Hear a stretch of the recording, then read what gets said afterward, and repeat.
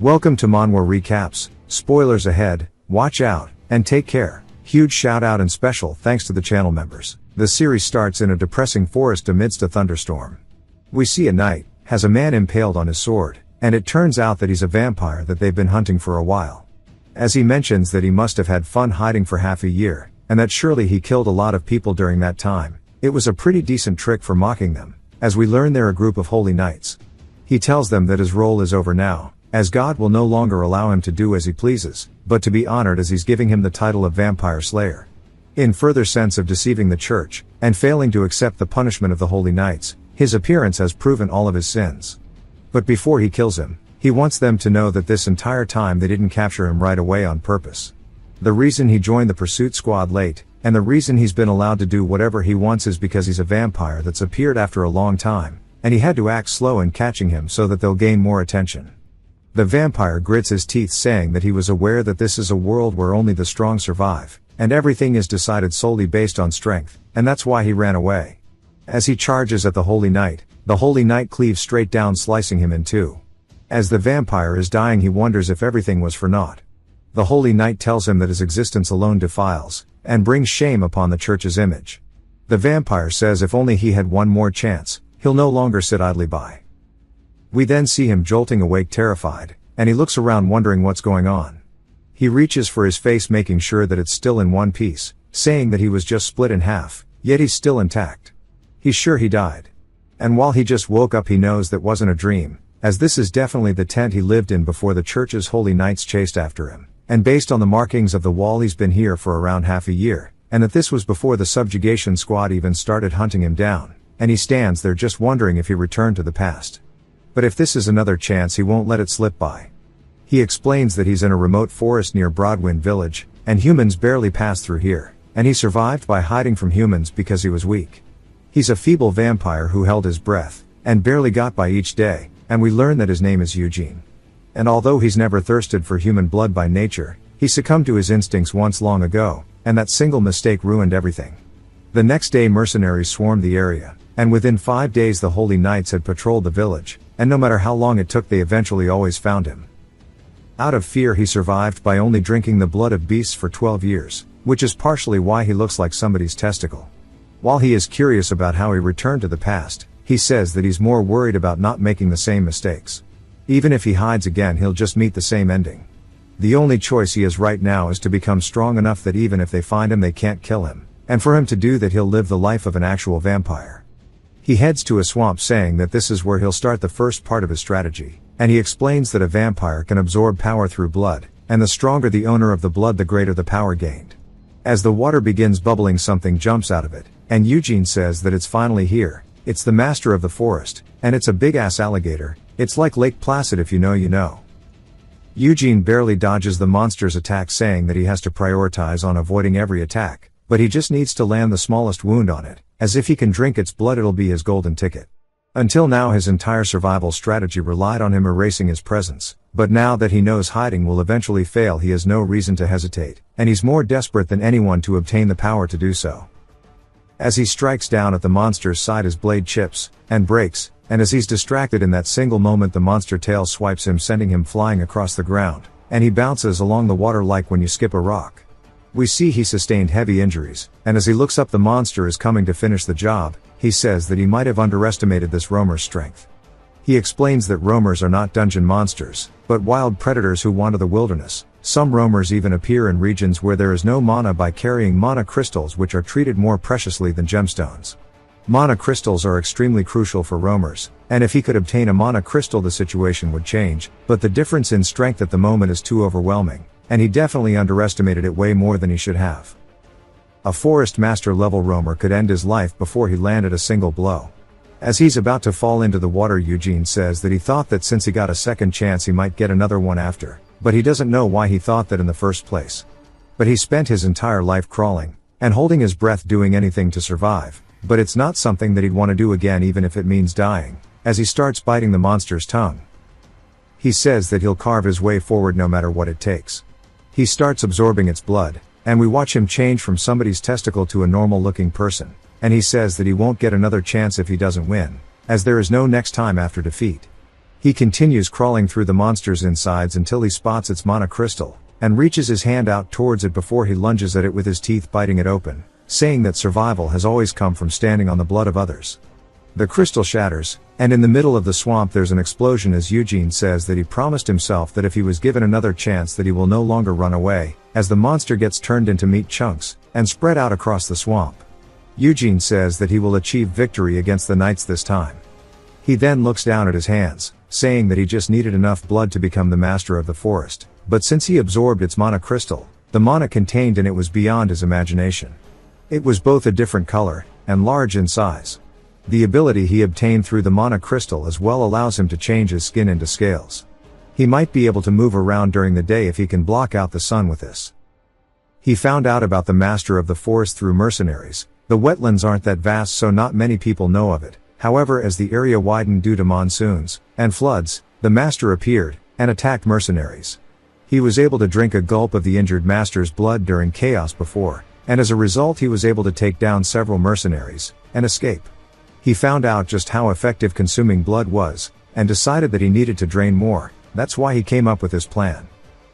He gained the power to fight, but it's still not enough to fight the holy knight that killed him, and we learn that his name is Jungdert.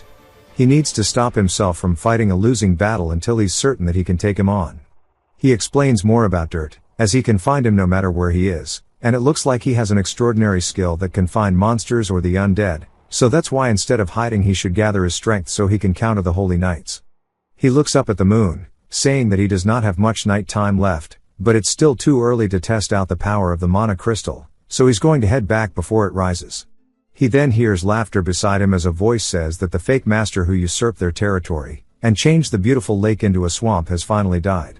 They can't believe that Fake died in such a pathetic way, so they are grateful to Eugene. However, it's only right that he pays for the sin of staining these grounds with blood without caution. Eugene is surprised, and they explain that they are the guardian of this lake, and that this is their territory. Their name is Mirian. She says as the forest is infuriated, and the earth is enraged, he shall be cursed, and ripped to pieces. They keep yapping, even calling him bald, but Eugene just asks who they are. Mirian is confused, saying there's no way. Eugene asks once more. She asks if perhaps he can see her. He says he can. Then she asks if he heard what she said. He says that she called him a bald vampire. She then instantly starts bowing, saying that she's a water spirit, and she was originally the master of this place, but 15 years ago that monster took it from her, and she became a slave, but it was more of a strategic partnership as food would not come if the water was dirty, so it recognized that the water was her specialty. In any case, because of him, that crocodile is dead, and this place has been purified. She was certain that she saw a bald little man get eaten by the crocodile, but that must have been a disguise to lower its guard. One of Eugene's tattoos starts to disappear, and he wonders why. She then asks if maybe she should use formal language, and that his tattoos are marvelous, asking what they mean. And he says that he doesn't know either, he's just always had them. From a certain point onward he was a vampire, and that's how he was born. The last thing he remembers is that he had 10 tattoos all over his body. He's not able to recall memories from his early days, and he simply dedicated himself to living a quiet life, but he was never able to reflect on himself. If these tattoos are marks or a type of spell, then maybe one of them has been released because of what happened today. He tells her that he's going to leave now, and to protect the forest well. We see that he's also put on a mask, and she tells him that it's been a while since she had something to yap to, asking why he's already leaving. She's been bored for a very long time because the number of people who can see spirits keeps decreasing, and it's great to finally have someone to talk to. He says that he thought she was going to change the swamp back into a lake. She says that it's going to take forever to purify this, and she would be better off if she offers him some clean water. She's a water fairy, so her water tastes really good, and if he drinks it his complexion will change too. She then starts to vomit the water up, telling him to drink it, and he tells her to get lost, calling her a freak. She begs that he wait, as she can also purify water, and make any water drinkable. He tells her he doesn't need it, but she says that she can create more water if she pees instead of vomiting, telling him to wait. Several days later, at Broadwind Village, a man barges into the room telling the village chief to come with him, as the red-eyed monster has appeared. He's surprised when they head outside. What they see is multiple monsters laid out in front of the village. It turns out the red-eyed monster keeps donating them, and they don't know what he's thinking, as he usually gives them 3 animals once every fortnight, but it's early now, and more than 3. There's a monster who lives at the foot of the mountain far away from the village, which is who they know as the red-eyed monster. He's lived around this place for the past 10 years, and it's never been a threat to them. On top of that, he stops by at a late hour, and leaves dead animals once every fortnight, and they can't read his mind. We see it's Eugene as he asks if he can step foot into the village for a moment. They say sure, and they explain that when he first appeared everybody was scared of him. However, since he pays his taxes by giving them animals, no one pays any heed to him. That's how their relationship has lasted for over 10 years. They start greeting him saying that it's been a while. He says that he has something he wishes to say. After a long time in isolation, he's been healed of his sickness, and he came here wanting to share the good news, as he's received great help from his village, so he would like to return the favor. If something happens to this village, they can call him anytime they need, but they're just confused asking him what the hell he is, because he looks nothing like they remember him, saying before he looked like a testicle, and now they're blinded by how pretty he is. They then wonder if maybe they just saw it wrong, and he was a half-elf or a noble. They just genuinely can't believe he was this good-looking, and Miriam asks why he gave up the animals he hunted, as a vampire should want blood, massacres, and death. Eugene explains that in the human world it's important to show your face, as it's a symbol of good faith. She says still he said he was going to leave in several days, so there's no need to get involved with them. He says he always thought there wouldn't be anything here, but he was wrong. He can't be a spectator to what will unfold soon. Before long, mercenaries will raid the village, and kill them all. The mercenaries came to Broadwin in order to find, and take a boy. It was to kidnap, and bring him to the castle of this region's lord, Sir Tyrwin. In order to prevent witnesses, they killed all the villagers. If he doesn't stop that from happening, the future where the holy knights swarm his place will happen just like last time. Miriam just wonders if it's true, but if so, how does he know it all, saying that she finds it hard to believe that they would kill everybody in the village. Even though she spent the past several days with him, she can't read him at all, wondering what he's even thinking. Eugene says that she'll find out soon enough if he's lying or not.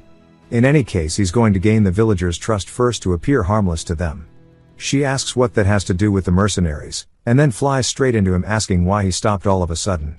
As she pulls on his hair, she looks over surprised, as on cue there's a group of mercenaries walking straight towards them. They start talking amongst themselves, wondering what's wrong with him, but also why his hair is floating. They say that he must be from the village, and if that's the case they can just deal with him since they were on their way there. This weird-ass guy says that he's pretty for a man, and he might just have to settle this one time. His boy tells him that he doesn't have a weapon, and he's alone. Bowl Cut tells him that it'll be bad if he screams, so they shouldn't give him the opportunity. As he charges in, Miriam starts screaming out for Eugene. As the man leaps at him, Eugene's eyes turn a dark color as he swings, cutting the dude's head off with his bare hands. He tells Miriam to think about it. He needs to gain the villagers' trust so they don't think that he's suspicious, since he's going to kill all these mercenaries after all. The mercenaries start screaming, saying that he must not be human, then realize he is a vampire. One of the mercenaries tells them to stop being scared, as this is a good thing. If they hand him over to the church alive, they will receive a huge reward for it. Eugene catches his blade, and comes straight for his head, cleaving it off as well. The merc says that this guy is no ordinary vamp, so they at least need his corpse. Eugene starts to twirl the blade in the air, before catching, and stabbing the man straight through the side. A bigger man comes in with a massive weapon, as the rest call him an idiot for running in. He says that he is going to deal with him now, as he swings the giant mace forward. Eugene catches it with his hands, and starts cracking the mace. The man is horrified that he stopped it, and Eugene warns them that the sun is setting. He then pushes the mace so hard to the side it causes the man to fall, and he kicks, cutting across his chest. As the man falls to the floor, he puts his foot on his head, saying that night time is where he reigns, and the best time to consume blood. The mercs though say they can't just run at him since he's a monster, they need to attack him all together, as all we do is hear them screaming throughout the night. Later, the villagers all look down horrified, asking how this could have happened, as what they witness is the aftermath of the fight. The chief then asks if this is the red-eyed monster, and then corrects himself, asking Eugene directly if this is his doing. He says of course not, he found them on his way back from his hunt as he was checking his traps. It seems like they were ambushed on the way to Broadwin village, and these guys are the culprits. He points to his side as what they see is a whole herd of black wolves. He explains that there were lots of them, so he went after them when they were eating the corpses. As they can see, some are dead, but there were more of them than the mercenaries. The ones that got away might be watching from somewhere right now too. The chief says that they're infamous for being a nuisance in this area, asking how he managed to kill them all on his own. The chief wonders if this really isn't the monster's doing, but the villagers say that there are claw marks on the corpses which corroborates his story, meaning they were attacked by the wolves. The village chief says that the black wolves are hostile, but there's no way they would just ambush a bunch of mercenaries out of the blue like this. The chief says that he tells Eugene he's sorry he doubted him. Eugene says it happens, but asks what they're going to do with the corpses. He told them about it because he couldn't just leave them all here. The chief says that they need to go bury them in the village. Miriam says that Eugene is doing nothing but lying. The wolves happened to appear after he killed the mercs, so he killed them too. He's the one who caused the claw and teeth marks on the corpses, as he planted it that way. It's good that he covered up his crimes, but why does he care so much about his image? There would have been no need to do all this if he had just left. Of course they would suspect him, but they wouldn't have done anything about it. It seems like he has some kind of plan. He then reaches into his coat saying that he found this. He searched the corpses to look for items that he could give to their families, but one of them has a letter instead, asking the chief if he'll read it. The chief recognizes it as Lord Tyrwin's seal. His face instantly gets full of horror after he reads it, and he yells asking where Felid is. They tell him he's in the village asking why. The chief then says apparently Felid might be Sir Tyrwin's bastard son, and these mercenaries were hired to come capture him. They wonder if that means the kid is truly a noble. We get a flashback to Bolcut watching everybody get murdered. He asks how the hell he's killing these people so fast, but they realize that if they go back they're going to be killed either way, so instead of hesitating to fight they should just charge him since he still has arms and legs like the rest of them. If they manage to take one they might be able to win. Bolcut just wonders why he had to appear now out of all times, and charges in as Eugene is ripping the limbs off of one of the mercs. Eugene turns, and kicks him straight in the chest causing him to fly back into a tree. He falls onto the floor begging that he stops, and at least spare his life, then wonders if maybe he was waiting for them from the start, and if so why he targeted them as they're just doing their job. Eugene walks up to him saying that he wants to know what his job was, as that village is his. Bolcut apologizes as he didn't know that was his village, and they're not here to hunt his kind, but the bastard son of the Tyrwin family is hiding there. People thought he went missing, but he was just hiding his identity, so they're here to look for him. Eugene says he's a proficient liar wondering what the real purpose is. There's no way to have this many people for such a simple mission, which means they were planning to erase the village. He says that he's not completely wrong, but they weren't actually hired by the Tyrwin's patriarch. Another client was actually other people in the Tyrwin family named Kamara and Verthal. He guesses that there were some political problems, so they were hired to capture the bastard son. The reason there were so many of them is because they were being cautious just in case things went wrong, begging for forgiveness. Eugene says that he knew that the bastard would be involved in this, as Verthal is the commander of the vampire hunter squad, and also the knight who harassed him with dirt. Verthal probably wouldn't have ordered the mercenaries to massacre the villagers since he's a knight. That was probably these guys' decision.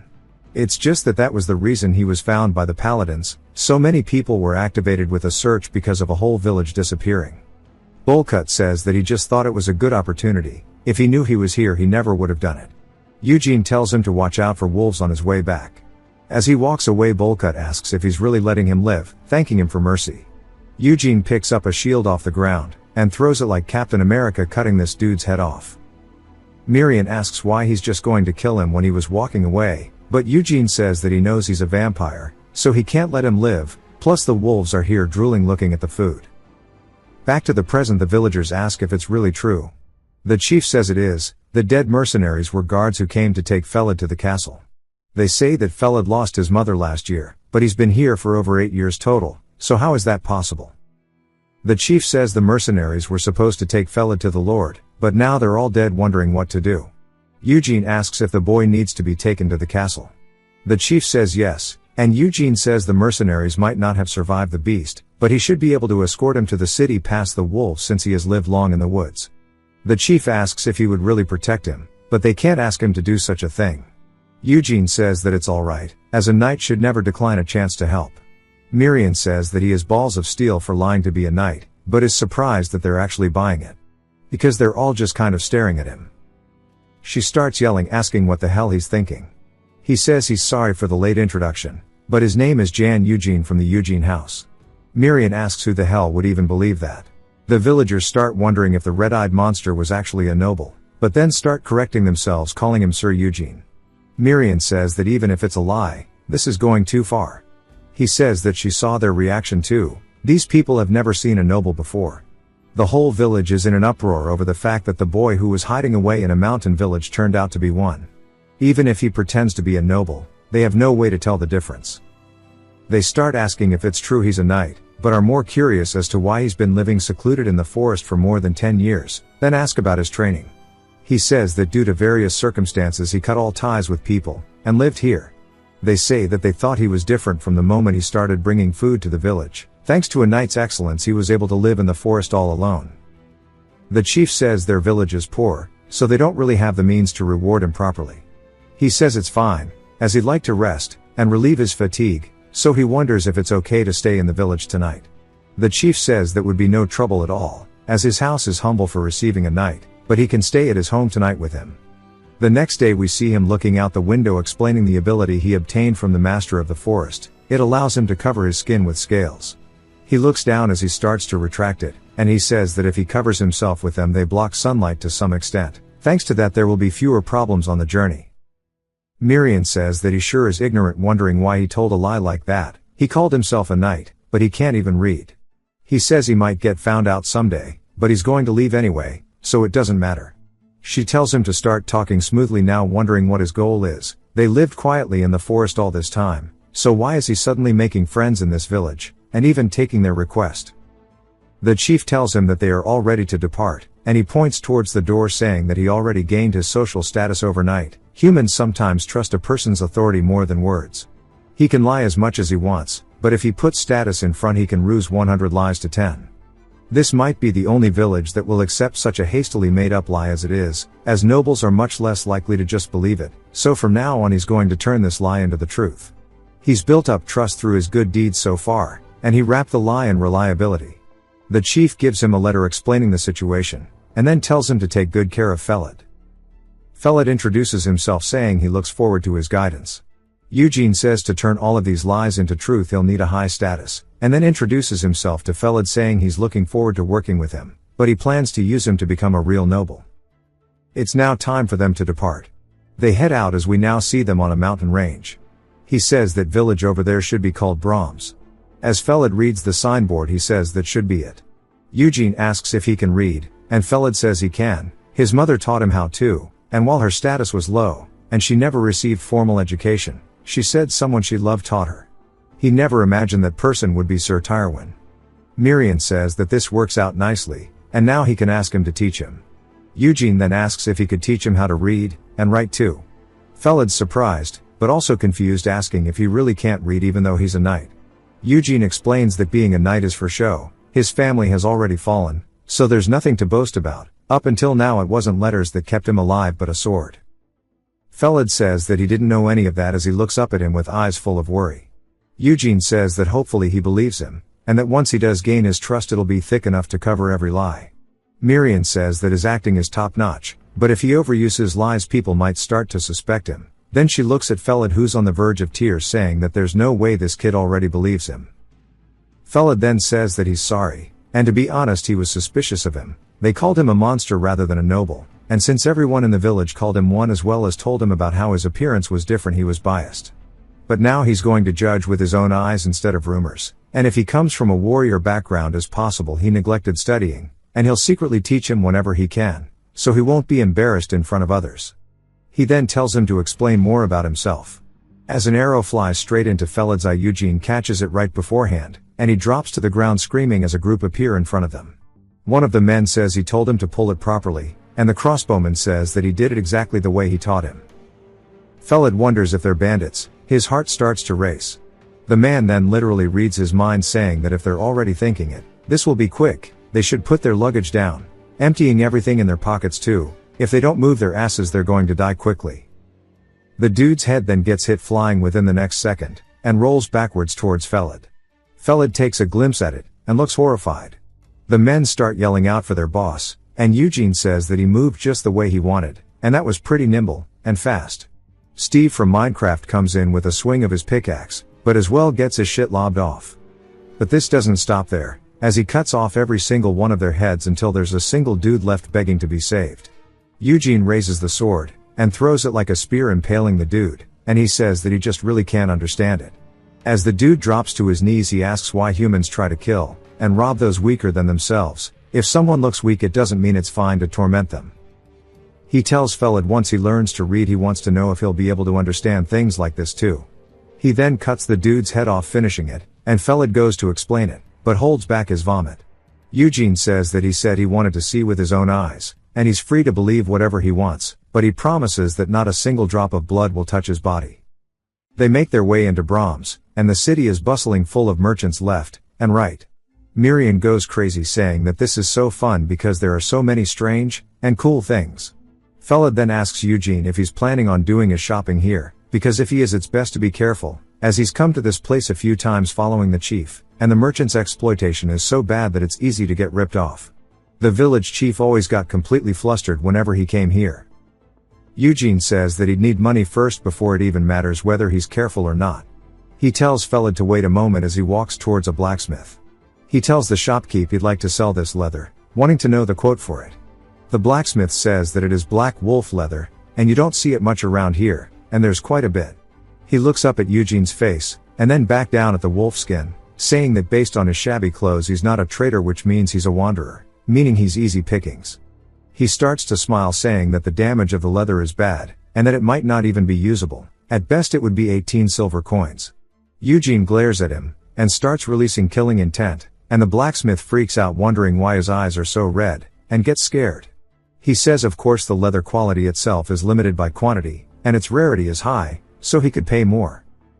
Eugene continues to glare at him, and the dude wishes he'd just yell instead of staring, and he laughs, saying that it's his first time so he'll be generous, and at best he'll give him 23. Eugene continues staring, and the blacksmith wonders if he's really not happy with that. He says 25 coins. But this continues as Felid watches it get over 28 now. Eugene continues staring, and the blacksmith wonders how much he's trying to squeeze out of him. He says 30 silver coins as he can't go any higher. Eugene agrees, but Felid's surprised, saying scammer get scammed. That night they set up a camp outside the village as Eugene's trying to learn how to read. He says it just looks like worms, and he's learned the basics from Felid, but he's still far from being able to properly read. Miriam then says that his clothes look pretty decent though, and when you think of vampires it's usually silk robes, but for this quality the money was definitely worth it. He says unlike what he was worried about, this market was pretty generous, as he even got some extra for being a first-timer. Miriam laughs, saying that dude was definitely a pushover, but Eugene didn't even think he was getting scammed, he was just staring at the guy. Miriam says that he should have pushed him even harder, and bought some really expensive silk. He says that he only needed something that blocks sunlight. She says that he should enjoy life more as he's been holed up at home all this time. If vampires are the noble among nobles, living a luxurious life in the grand castle, bathed in moonlight, wearing silk robes, commanding servants, and drinking fresh blood like wine, if he wants to rise in the world he's got to burn with ambition. He says that for someone who only ever lived in a swamp she sure does know a lot. She says she was originally in the spirit realm, so seniors who made it big in the human world come by sometimes, and give lots of words of wisdom, and tell their stories which she will never forget. She says unless he's hit by a silver blade, or gets a stake driven in his heart, he'll live at least 200 years, so he should learn a bit of everything, study ancient characters, and the imperial language too. He asks if she knows how to read, and she says she doesn't. He asks if she can even do anything besides making water. But Felid then approaches him, curious as to who he was talking to, and we see him sweating. Eugene says he was talking to himself, asking how his stomach is. He says he's sorry for showing him an unsightly display, but when he was preparing the rabbit it reminded him of what happened this morning, and before he knew it he couldn't help it. Felid says not to worry as he still has stamina left, and the night is long.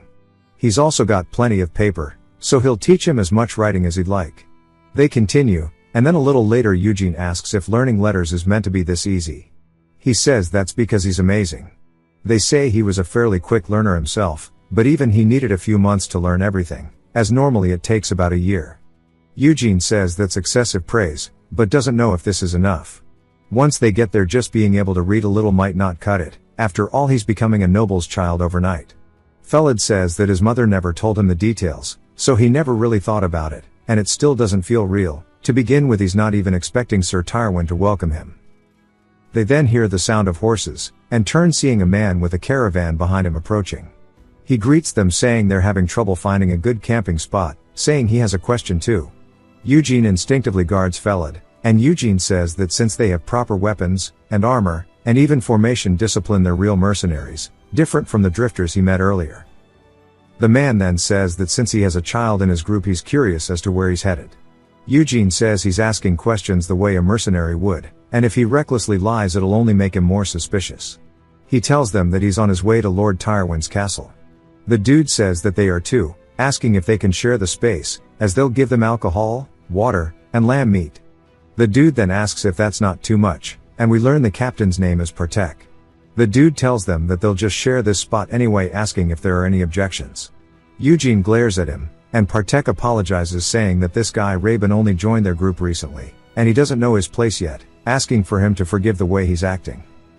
He then introduces himself asking Eugene who he is.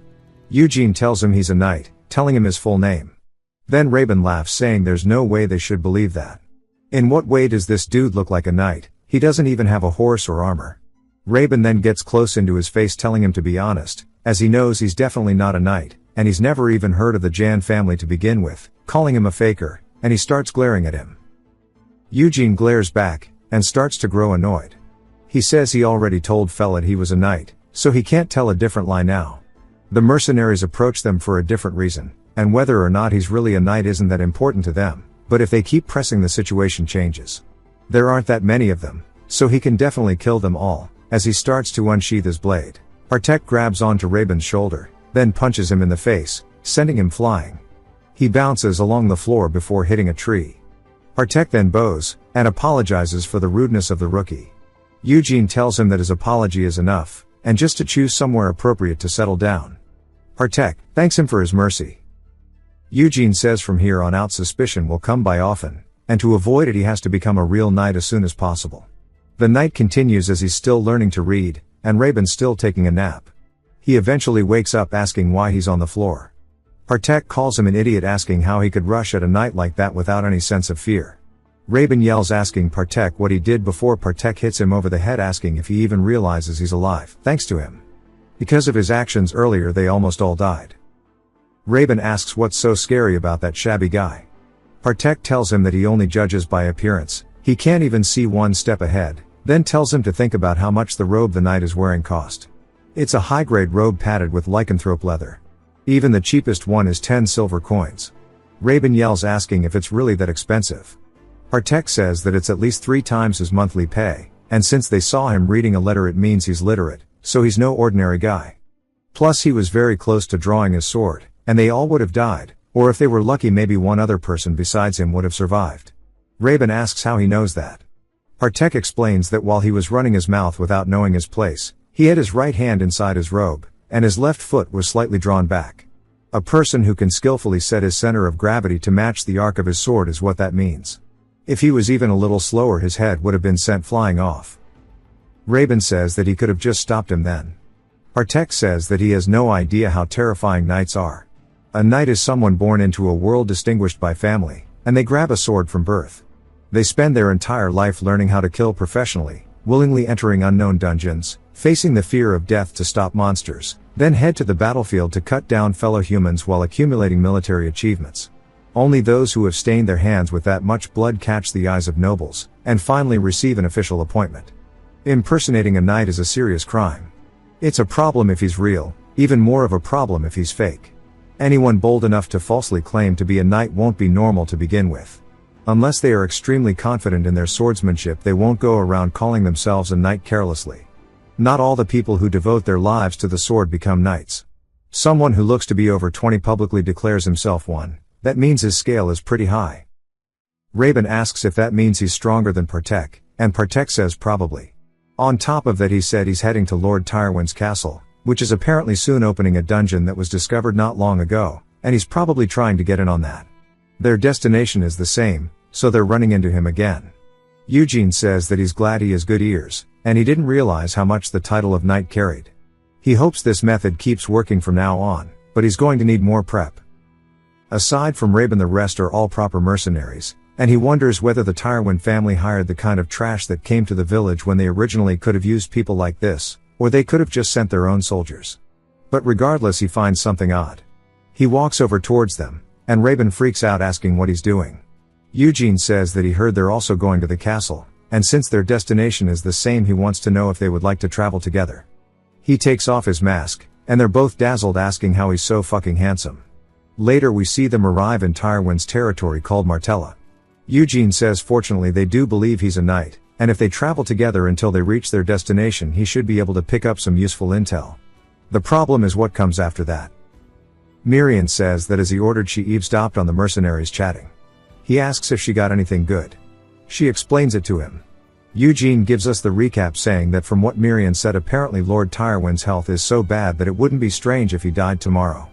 Also, the new dungeon was recently discovered in the territory, so if he manages to clear that, they could make a fortune, but the Tyrwin family currently lacks both money and troops, so they're unable to open it for exploration. Eugene thinks about it, but Miriam tells him to listen here. If Tyrwin is dying, what happens to that kid?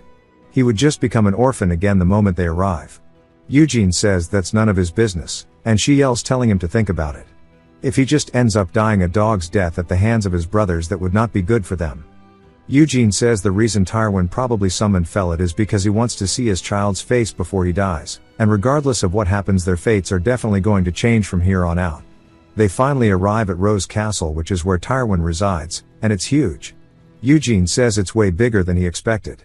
Miriam tells him that he's going to have to climb the ranks, and live in a castle like this one day. He tells her to stop spouting nonsense, and get back inside. A guard steps up, telling them to state their business. Artek speaks up first, saying that they are a mercenary troop sent by the Pylon Company, asking which noble lord he might be. This is none other than Kamara, Tyrwin, heir of the family, and the eldest son. He then asks if they brought his family's goods with them.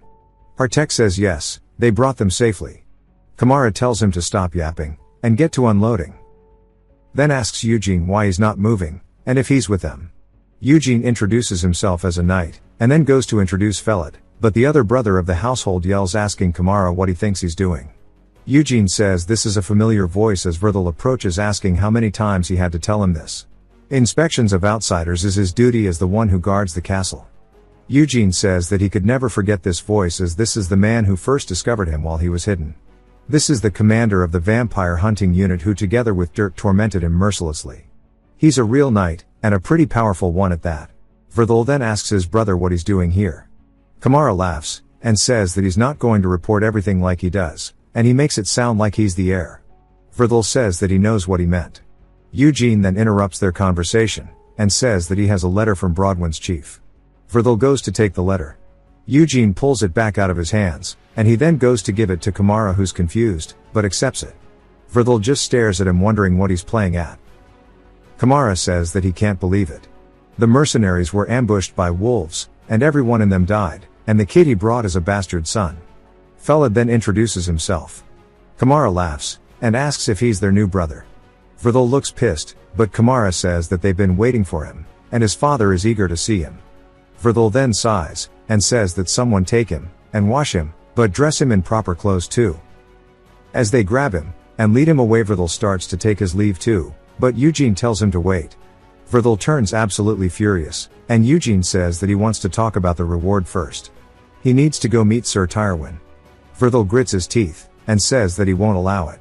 Eugene asks not even for a little bit, as Verthal tells him his father is not well right now.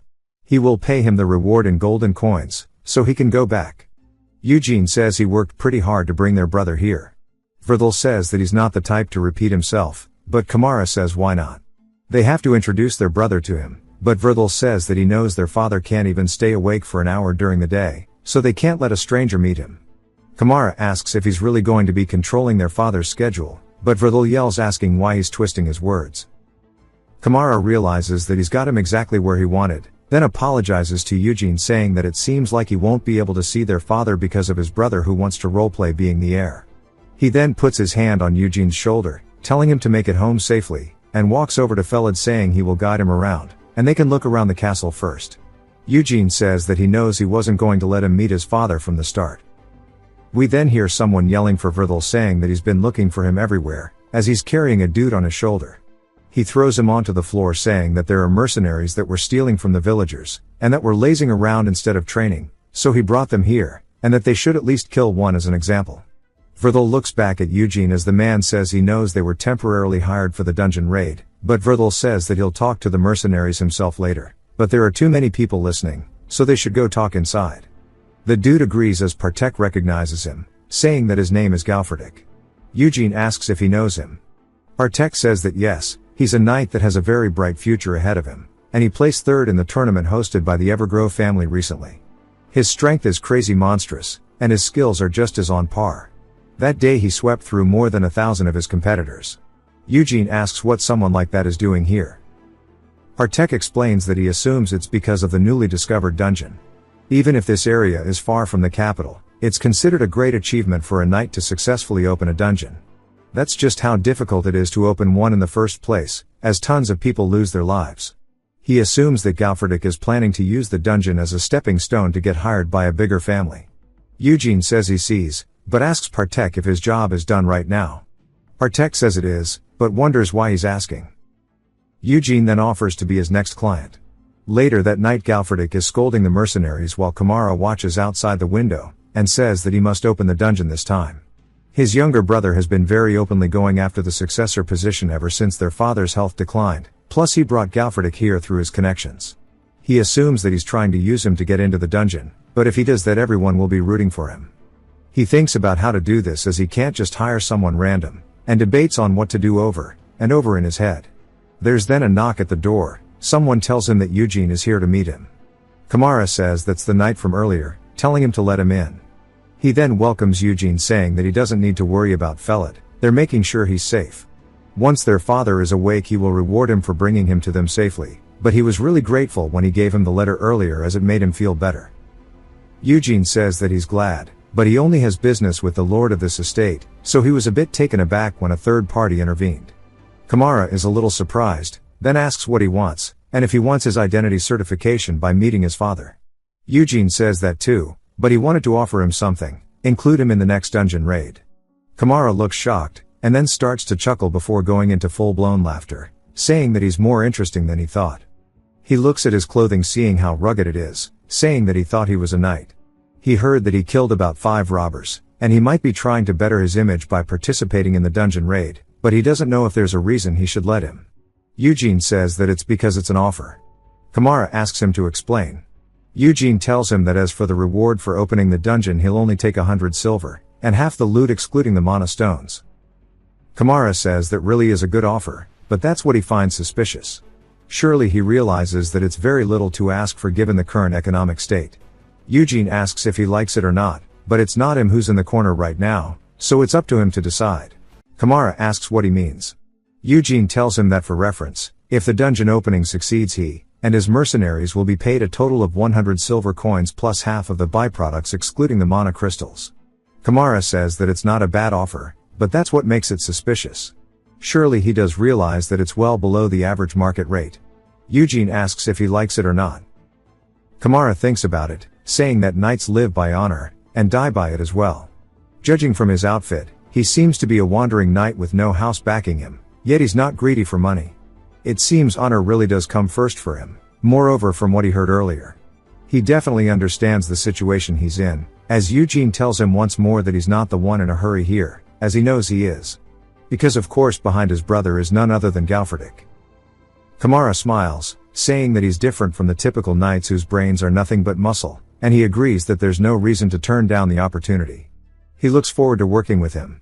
He recalls Partek telling him that mana crystals are hard to purify, and the commission fees for that are very high. In contrast, the byproducts can be sold at full value, so they're far more profitable, and he'll introduces him to a trading company that he knows well. If he does so, Kamara will have no choice but to accept his proposal. Partek cooked when he said all that. It takes us to Verthal, calling it ridiculous that Kamara wants to add a new member to the subjugation party right now, and he's desperately flailing at the last minute. Galferdic says that a dungeon is not a playground for children. The moment someone falls even slightly behind, they're left for dead. It's a place where only life and death exist. If it's some half-baked amateur who will hinder their advance, he's against it. Verthal says that he's a knight that his brother recruited, so he doesn't hold any expectations either, as his brother doesn't get along with the neighboring nobility, his connections aren't exactly broad. If it comes down to it, he'd like Galferdic to tell him himself. Galferdic asks why he's trying to dump that shit on him. There's then a knock at the door, and Kamara apologizes for keeping them waiting as he was chatting with his new knight. He then says that he'll introduce them, as this is the knight who will be joining the subjugation party, and it's none other than Eugene, and Partek's mercenary group. They recognize him as the man from before, but on top of that he's even leading a mercenary band. Verthal says that with all due respect, they can't accept someone whose origins or skills are unknown. Kamara says that if it's his origins, he doesn't know what to say, but he can at least vouch for his skill, as he heard something earlier from him. It's about that bandit group causing trouble out on the edge of the territory, the ones that were a headache for the both of them. On his way here Eugene took care of those bandits with nothing but a short sword. With his skills, he says that he's more than enough to join. As they're talking, Galfredik readies a dagger, and throws it straight at Eugene. Eugene turns to spot it, and right as it flies in, he quickly unsheathes his blade, deflecting it, causing it to fly into the wall behind him. Galfredik starts to laugh, and stands up excitedly, apologizing for his rudeness. Judging by his unscarred skin, and the lack of sunburn, he seems to have grown up quite sheltered, asking if he could at least see his skills. They head out to the training grounds of the castle, and the entire town is talking about how Galfredik is currently in the middle of a duel, but they want to see how good the knight who placed third in the tournament is. Apparently he's so strong he can rip monsters apart with his bare hands. They wonder if he's even human, then start to feel sorry for whoever agreed to fight that kind of monster. As Eugene's putting on his gloves, Galfredik smiles at him, before scraping his sword across the concrete, and raising it up, as it must be some kind of honor thing among knights. He stares at Eugene, wondering why he's not doing it. Eugene realizes this, and looks down at the ground, doing the exact same thing. Galfredik is surprised he did it so slow. Then the announcer says that he hopes they're ready, and he swings down saying to begin as they ring a bell. They both dash off, meeting each other in the middle. Galfredik leads Eugene's sword down to the ground, and they both distance themselves from one another after creating a massive amount of sparks. Galfredik taunts Eugene, and he's surprised, but he goes straight for it, closing the gap, putting Galfredik on the defensive. Raven says that as expected of Eugene, Galfredik is being completely pushed back, but Partek says that's wrong. Galfredik is just sizing him up, and is actively letting himself get pushed back at this moment. As he's blocking the attacks, he says that his swordsmanship is cruder than he expected. There's no particular habit to grasp onto, and he can't tell what his style is, so he's not exactly a polished swordsman, but he does give off the vibe of someone who grew up in the wild. As Eugene readies his sword he comes in for a thrust, and Galfredik says that it's just as he thought, and he tells him straight up that him being a knight is a lie. Galfredik says that his swordsmanship is ruthless, his stance is sloppy, and he's never properly trained, always relying on physical abilities. He can't say swordsmanship is everything to a knight, but if you exchange a few blows he can generally tell. Eugene says that he sure does talk a lot. Galfredik readies his blade, telling him that if he beats him he'll shut up. He thrusts this time, and Eugene barely blocks it, but it takes out a chunk of his cloak. He then guides his sword around, causing Eugene's to get locked in his hilt, pushing it down to the floor, completely taking charge of the fight. Then pivots his foot, coming in for a wide attack, hitting Eugene straight in the face, but he narrowly manages to block it with his blade. Just the force alone though sends him flying into a wall, generating a giant shockwave. Verthal cheers, asking if he passed out, but Eugene tightens the grip on his blade, asking if he is talking about him. He then charges straight in, doing the same thrust that Galfredik did. Galfredik is surprised, saying that he actually learns really quickly, but once more Eugene shoves his blade to the floor, then pivots, doing the same attack that he did last time. From the start to the end it was all Galfredik's combo. Of course Galfredik knows how to counter it, as he comes in for a swing, and their blades collide, causing them both to shatter. As the pieces are flying through the air, they continue swinging until they chip it down to almost nothing, then discard it, going in for pure physical strength. But Galfredik can't push him at all, wondering how he's so strong despite being so much smaller than him, and that he'll acknowledge it. In terms of raw strength, he overwhelmingly surpasses him. But in terms of experience, he's definitely far superior. As he decides to give him the advantage in strength, he lets him push forward, causing him to lose his center of balance. Eugene realizes it, but it's too late. As he falls to the ground, Galfredik comes in with a heavy left, but Eugene reacts in time as he puts his hand on the floor, kicking Galfredik's leg out from underneath him, and raising back up, he pulls, causing him to now be the one losing his center of gravity. Galfredik says that there's not a single precise movement, but his rapid learning ability, and his ability to respond well in crisis is crazy, and he wonders where a guy like this came from. He smiles as Eugene comes in with a punch, saying that this is his loss. The spectators hear a super loud shockwave as Galfredik gets sent flying through the crowd itself to the castle wall, not just the training ground wall, and he shatters straight through it, putting debris flying everywhere as he lays there unconscious in the crack of the wall. The spectators are in disbelief, wondering who the hell Eugene is, but they start cheering as Partek, Rabin, and Kamara all run over and report him. Rabin asks if everybody sees that as he's their knight. Partek can't believe that he folded so quickly, but Galfredik then starts to wake up. As his eyes open wide, he's already back on his 2 feet. His eyes start to look a bit scary, as he walks straight towards Eugene. He grabs him by the wrist, and raises him into the air, telling everybody to give him a round of applause for winning the fight tonight. Everybody starts cheering him on, but Verthal just looks pissed. They even have a fancy dinner, and Eugene explains that from that day on, people's gazes changed 180 degrees. As he stares down at the food, he doesn't know what to do, but everybody's just being way too nice, and he doesn't know how to deal with it, as it's way too much for him. Miriam watches it all, and laughs, saying that if he eats all this he's going to have a stomach ache. Eugene tells them all that he accepts the sentiment, but from now on he'll take care of his meals himself so they can stop doing this. They ask what they're meant to tell Kamara, and Eugene tells them that he prefers being alone, word for word, just to say that to Kamara. As of course he spent over a dozen years deep in the mountains, and even those who doubted him originally are letting go of their suspicions one by one. It's the result he wanted, but even after several days he hasn't got used to everybody swarming around him. The next day Kamara was asking if he slept well because he gave him a really nice room, and fed him super well. Eugene says that it was pretty decent. Kamara says more importantly, it seems he refused all the amenities he sent him. Rabin then bows in front of him, asking if he called for him. Kamara says that he quite likes this one. Then even Galfredik shows up, asking if he wants to go fight again. Eugene tells him to stop clinging so much. Galfredik says that his face is still throbbing so hard he could barely sleep, and he shows him the big bruise. Eugene asks why he wants to get hit more when he's already so bruised still, and they just continue yapping. Eugene says that Galfredik doesn't care whether he's a knight or not, but he's super uncomfortable with all the random goodwill towards him now. Someone then starts to approach him behind, as it's none other than Felid covered in bruises, calling out for Eugene, asking him if he has been well. We get a flashback to a few days ago, as a man says that he was wrong, begging for his life to be spared, but we hear him getting beat mercilessly until he's bleeding out all over the floor. Verthal says that if he had done his job better, this mess never would have happened. If he'd made sure to kill that brat back in the village, then that red-eyed knight never would have come to this castle, and his plans would have never gone off the rails. The man apologizes, saying that the mercenary band was usually reliable when it came to getting things like this done. Verthal gets annoyed, saying that they were worthless dog shit who got wiped out by a pack of wolves, yet he couldn't see how weak they were, and passed his requests off to them. He grabs him by the face, asking if his eyes are stuck in his skull for decoration, and raises a blade to it, saying that since they were useless, then he supposes that it doesn't matter if he gouges them out or not. The men watch in horror as the guy lets out primal screams. With his eyes being dug out, and dropped onto the floor, Verthal says that now he doesn't know what to do. He can't openly kill someone who's already made his way inside the castle, but he does have a very good idea. In the end, there's only one way. That method will also make the disposal of the corpse nice and clean, as we see a knocked out Felid. Rather, he was only pretending. Back to Eugene, he says that Verthal is trying to tell him to go into a dungeon that's about to be opened, and he's pretty sure he knows what this means, asking Felid what he thinks.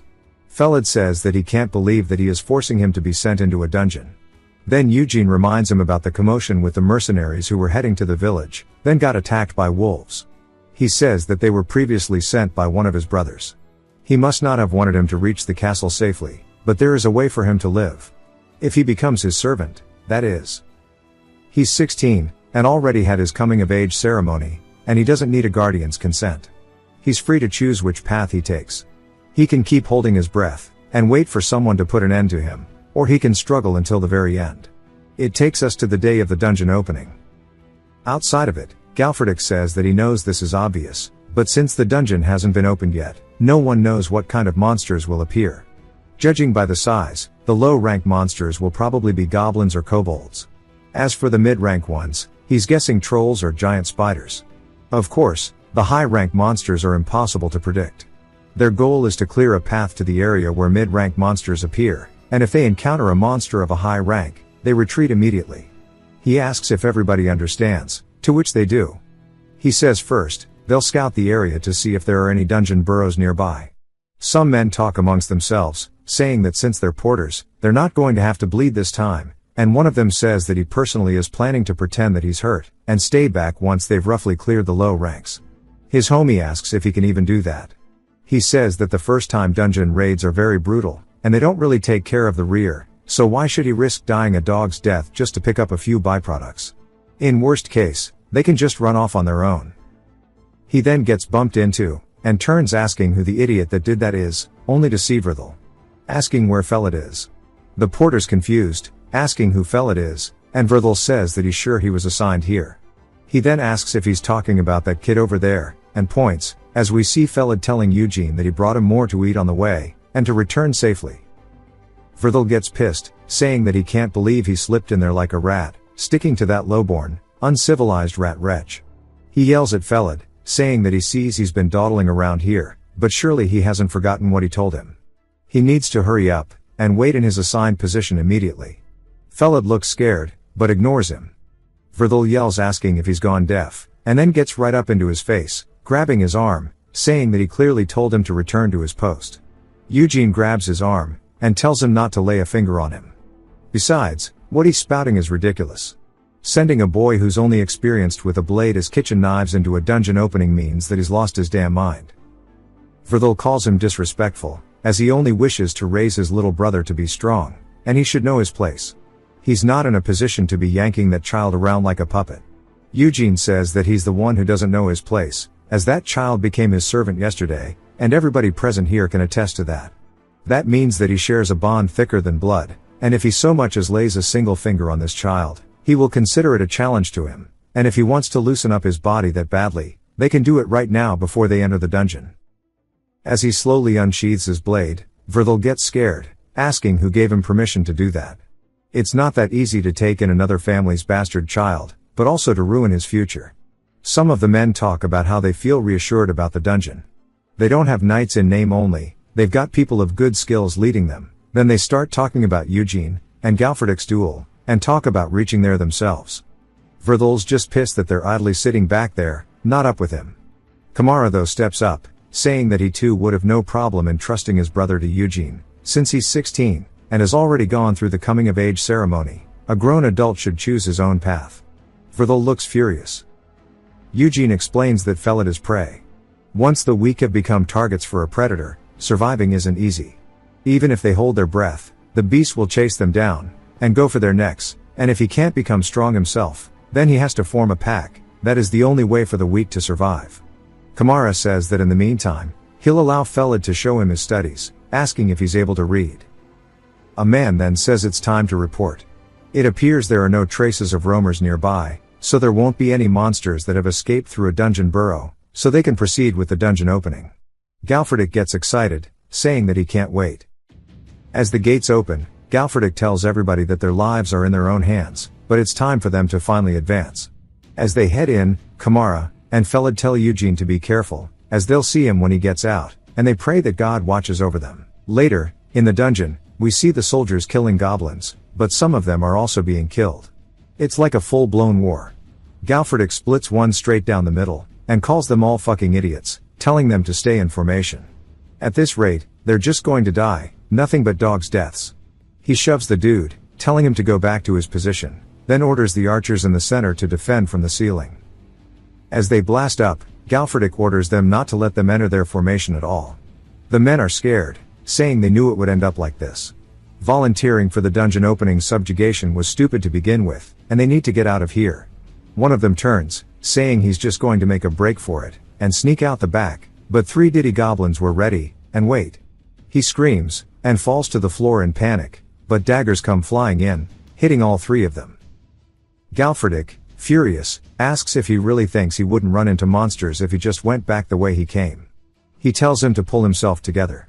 His safest option is to stick with them in this place. He tells him to pick up his sword instead of being a bitch, as they all came in here with the goal of trusting one another. The dude no shit does the He-Man scream, and runs straight through mid. Galfredic says that as soon as he insta-locked Yasuo, he knew he was going to feed, and he wishes he took more time picking better men out, and he doesn't know how he's meant to subjugate the dungeon with these people. Another man tells Galfridic there are more coming already, and another man tells him they're pushing from the rear too, and he says they have to switch to a two-pronged formation. Eugene steps up saying he'll take the rear, and dashes towards the back. Galfridic tells him to wait as it's dangerous to go alone, and all he hears is the sound of him fighting. Then something else comes rolling in, and when they look down they're surprised as it slides past their feet. It's none other than Eugene's mask. Galfridic tells Partek to cover his rear, and he starts running towards the back with Raben right behind him. He wonders how far Eugene went in that brief time, then he's surprised to see Eugene holding up a flower, saying that he found this in the corner, after killing all the ones who were in front of him, asking if it's valuable. At this point he's just flexing the fact that he's mad handsome, and Partek's just surprised that he doesn't know what glowgrass is, yet he's this strong to the point that he soloed tons of goblins. Later they finally get a chance to breathe, and men begin to get bandaged up as supplies, and loot begin to get organized. Some men walk over telling Eugene they've collected the rest of the mana crystals, and he tells them to leave them there. He can't believe that there's barely any, even though they killed so many of them. They're also blue, which is different from what he got from the roamer. Mirian says that he must be disappointed. Compared to the high-quality ones, they're very small. The quality of the mana crystal is proportionate to the strength and size of the monster after all. He asks if the wild roamers will all have bigger crystals, and she says that a monster in a dungeon becomes a roamer if it leaves the dungeon and goes out to the wilderness, but that doesn't guarantee an increase in the size of its crystal's mana. The gator he absorbed was huge and strong, and such roamers are pretty rare and hard to find, and above all it was even strong enough to be able to take her territory. Eugene says that obtaining that roamer's red mana crystal is very fortunate for him, and Mirian continues saying at this rate doing favors for the nobles, and coming into the dungeon is pointless, and she wishes there were more high-level monsters around. That's when they hear a crazy growl. Galfridic says that he thought he was finally about to get some rest, telling everybody to get back to formation. He sees them all devastated, and he tells them that he and Eugene will take the front, so they just need to follow. Anyone running away will be punished. Eugene says this is his first time in a dungeon, and he wants him to stand at the front, which is surprising, and Galfridic says the mercenaries aren't helpful at all, and it seems that Eugene needs to step up a bit more, because the monsters they're about to face are going to be on a whole different level. The footsteps get closer and closer, as Galfridic points towards the back, telling him to look. The monsters that have long held military power in this dungeon will probably be using the goblins as their soldiers. In other words, they're about to face at least some intermediate level monsters. If they eliminate them, the high level monsters will be waiting for them in the core of the dungeon, the depths. Eugene thinks about it, saying right after he consumed the crystal of the roamer who was the master of the swamp, he gained a useful ability.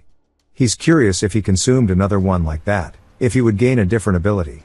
He tells him that he's hearing 50 footsteps, 100 meters away from them, and the heavier ones are in the back. Galfridic is impressed that he can hear all that, and hands him a spear, asking if he would like to do the honors.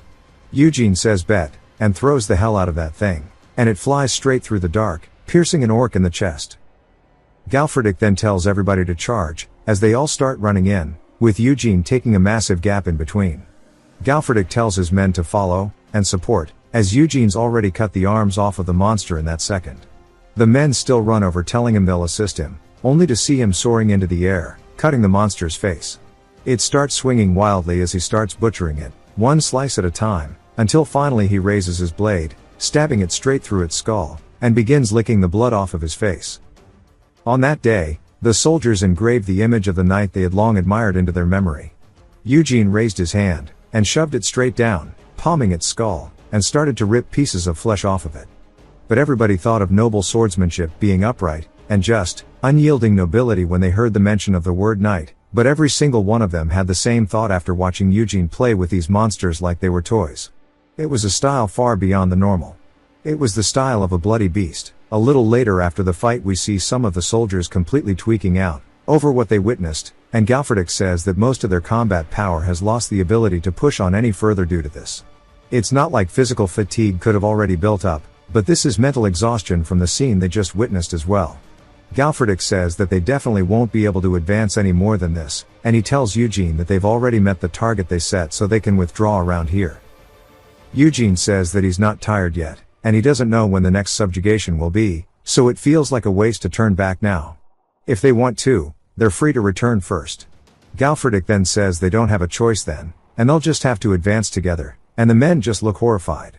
Eugene hops off the monster, saying that Galfredick can just take the lead of the subjugation party, and head out of the dungeon. From here on out, he and his mercenaries will proceed. As he and Partek walk forward, Rabin yells, saying that he will go with them. Galfredick then realizes that Eugene probably noticed the soldiers' fatigue, and chose to be considerate of them. He says that a warm heart that cares for soldiers weaker than himself is honestly not what he expected, but he's a man who makes himself reconsider what a knight truly is. Bro is so wrong. As Partek, Rabin, and Eugene continue down the dungeon, Rabin says that he didn't want to do this, as this is way too scary. Since Eugene can take down a troll by himself, if something happens, he'll handle it one way or another. Rabin then steps on something, hearing it crunch underneath his foot, and when he looks down, he sees a spider, and asks where this came from.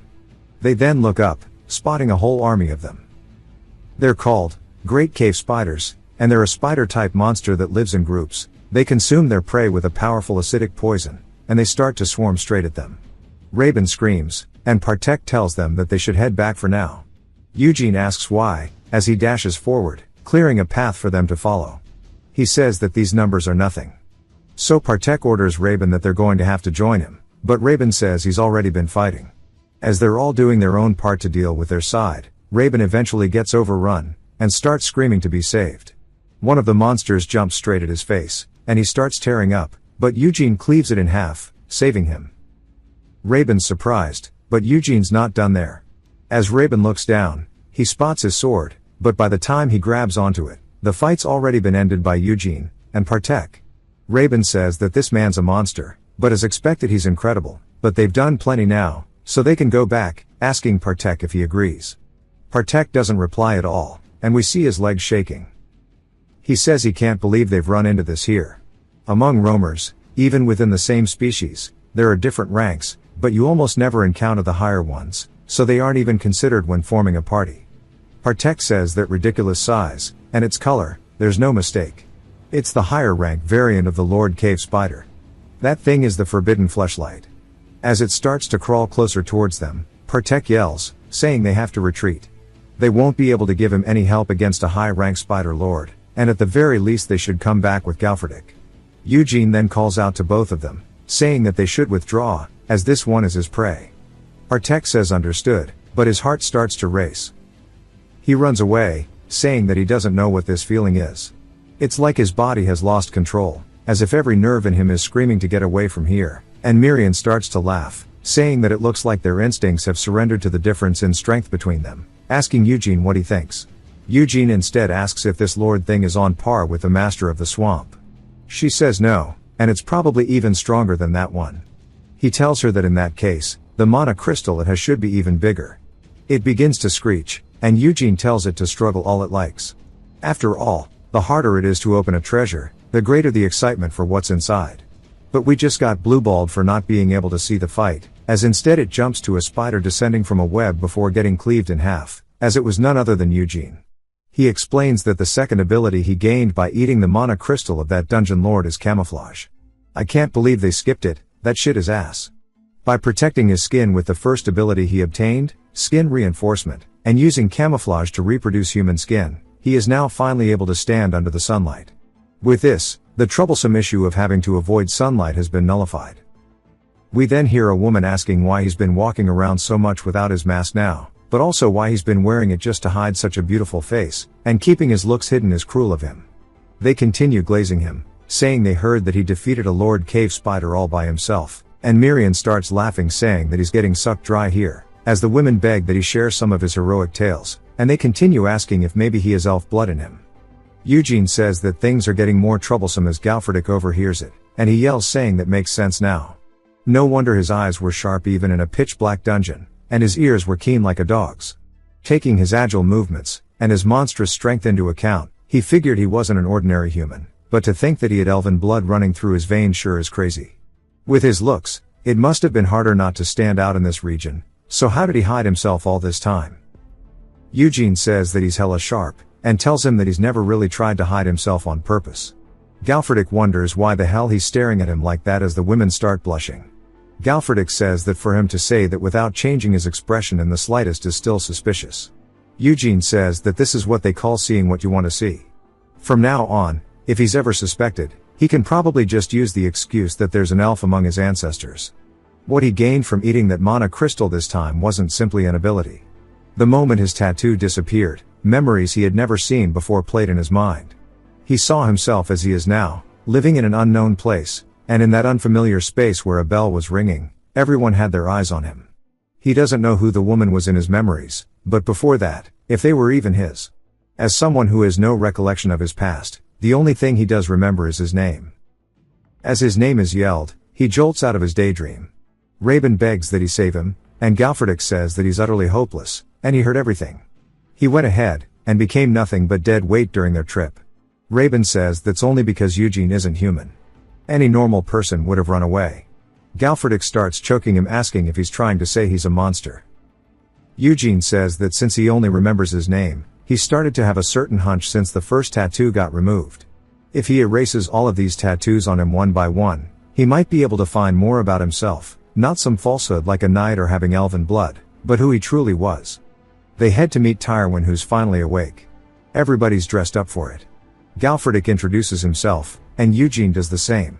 Tyrwin says they must have gone through such hardship, telling the servant to hand it over to him, as he heard that he needed a certificate to guarantee his status, and this should guarantee his identity as Jan of House Eugene. Not sure why they say his first name last, but Eugene says that he is most grateful as Tyrwin starts having a coughing fit. He tells Kamara that his younger brother's ambitions weigh heavily on his mind, and he can't close his eyes in peace. Kamara tells him not to worry. He will guide this domain that he's built up over a lifetime safely, and properly. Tyrwin says that a domain is nothing but dust, and earth, and to remember that a lord must always look after his people, not his land, and he has to lead them. His hand starts to grow weak, and it slips out of Kamara's hands. As he drew his final breaths, Eugene says that he doesn't know what kind of lord he was, but there are quite a lot who are grieving over it.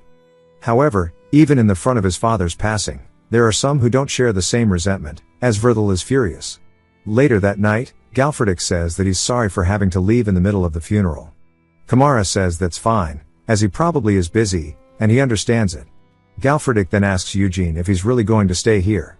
Eugene says that he intends to go into the dungeon once more, as it would be a waste to leave it after what they went through. Galfredik says that it's a shame.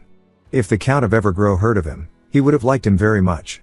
He then stretches his hand out towards him, saying it was an honor to cross swords with a strong knight like himself, and he hopes that the next time they meet, it won't be as enemies. Eugene reaches towards his hand, and after they shake, Galfredik rides off. Eugene tells Partek to prepare for departure. Felid says that he thought that Eugene just said they were staying here. Partek says that Galfredik has left on horseback. Felid asks why that matters, so Partek explains that knights ride horses, as that is the rules. So they're going to the trading company to get a horse for Eugene, and sell the monster byproducts. Felid says he sees, and as his retainer he'll do his utmost to assist him. Eugene tells him that he won't be needing his assistance for the time being. Felid asks what he means by that, and it jumps to him at a port carrying a box, as he was shipped off to the greatest commerce city to do errands. We see Rabin is there with him, as well as he's boasting about all the materials he's brought back, were all gathered by a single night. He starts spreading Eugene's name. Apparently rumors have spread here already about him ripping off a troll's head while it was still alive. Rabin then yells at a guy for trying to touch their product. As Felid is being worked like a dog, saying his collar is blue, but his neck is red. He sighs, saying that Eugene's talk is taking quite some time. Then we hear an old man telling Eugene not to worry, as his name is Bill Moore of the Pylon Trading Company, the pride of the city there, in which is called Marin. He'll take responsibility for handling his byproducts. Eugene says he was half doubting when Partek said he knew a good trading company, but to think he would introduce him to such a large one. This would be very useful for someone like him who's ignorant of human social networks. Bill Moore continues, saying that with their know-how they'll put his byproducts at the best possible base price, and if he signs an exclusive contract he'll personally guarantee it. But a man bursts into the room, hitting him with the door, asking which one Eugene is. They're a little surprised, but Partek tells him this could get a little awkward. Eugene asks why, and he tells him that that man is a secretary working directly under the deputy manager of this trading company. Eugene tells him to explain it more simply, so Partek says in short it means he's someone with more power than Bill Moore, the dude they've been trying to deal with. He's likely come to snatch his byproducts at a lower price. If he wants a stable trade partner, it would be best to proceed very carefully. Eugene thinks about it as Billmore tells the old man, who we learn is named Grail, that Eugene is someone he's already in negotiations with for a contract. Grail tells him to step aside, and not challenge someone he can't beat. He doesn't see any signed paperwork either. He then says there's quite a lot of talk about him all over the harbor. They say that he's a knight who ripped off a troll's head with his bare hands. Of course that's probably nothing more than an unverified rumor spread to inflate the value of his goods, and it's nothing but a transparent little noob's tactic. Grail says that the trading company's deputy manager would like to sign a contract with him personally so that it should be done with a shabby place, and leave with him. Of course Grail's planning to rip him off because he says that he's a brat when it comes to trading, but a chill runs down his spine as Eugene begins to glare at him. Grail apologizes saying that he must have been very rude. He's late introducing himself so he does so. He says this would be a good opportunity for him. Eugene asks how, and what kind of opportunity. Grail says of course the chance to sell his byproducts under better terms. Eugene asks what he means, and Grail, too anxious to even make eye contact now, says that the deputy manager would personally handle his trades. Eugene asks if he's certain he can handle it, as Grail starts to get even more panicked, apologizing if he offended him as he never meant to be discourteous. Eugene asks what he means by discourteous, but Grail runs away saying that he'll come see him again another day, and slams the door. Billmore starts crying saying that he's moved to tears, then Eugene asks what he even did wrong. Partek says that he has no clue either. Billmore says that he rejected a contract with the deputy manager on his account, and that he will give him his full, unwavering support. If he needs anything just say the word. Eugene says he likes the sound of that. Billmore then asks when they'll begin the proceedings. Eugene tells him they're going to start right now. We then hear a woman asking Grail if his offer was really rejected. He says he has no excuse, as the rumor said he's no ordinary man. She says that it's fine, telling him to raise his head. Knights often make things difficult for merchants for the sake of their honor, or pride. In that case, they simply have to make things difficult for them. For merchants whose power lies in money and goods, that's not that hard. Especially when the opponent is a poor knight who doesn't even have a proper horse. So they should go and deliver a gift to him, a gift far too good for a penniless knight to refuse. Later we see Felid asking if he heard that right, and that he's going to be staying behind to be selling byproducts. Eugene says he heard correctly, he should keep selling all the byproducts he brings back to this man Billmore. Felid asks why, and if he has to stay behind, then questions if it's because his skills are too lacking to follow him, because if that's the case he'll start training with the sword this instant. Eugene then asks him what a retainer's role is. Felid says that it's to support the knight they serve in both battle and daily life. Eugene sighs saying that he's glad he understands. What he has to do is support his daily life as a retainer. He'll sell the byproducts he brings back from battle and accumulate money. That is his mission, and he, his knight, is assigning it to him as his retainer. He walks away saying that he can work out the details while he lives and works with Billmore, and he'll teach him plenty about business. Felid says if not for Eugene he would have died a long time ago. Throwing a tantrum over something like this would be disgraceful. Eugene then tells him that once they've saved up a lot of funds, he'll teach him the sword, and someday he'll have to support his battles as a retainer too.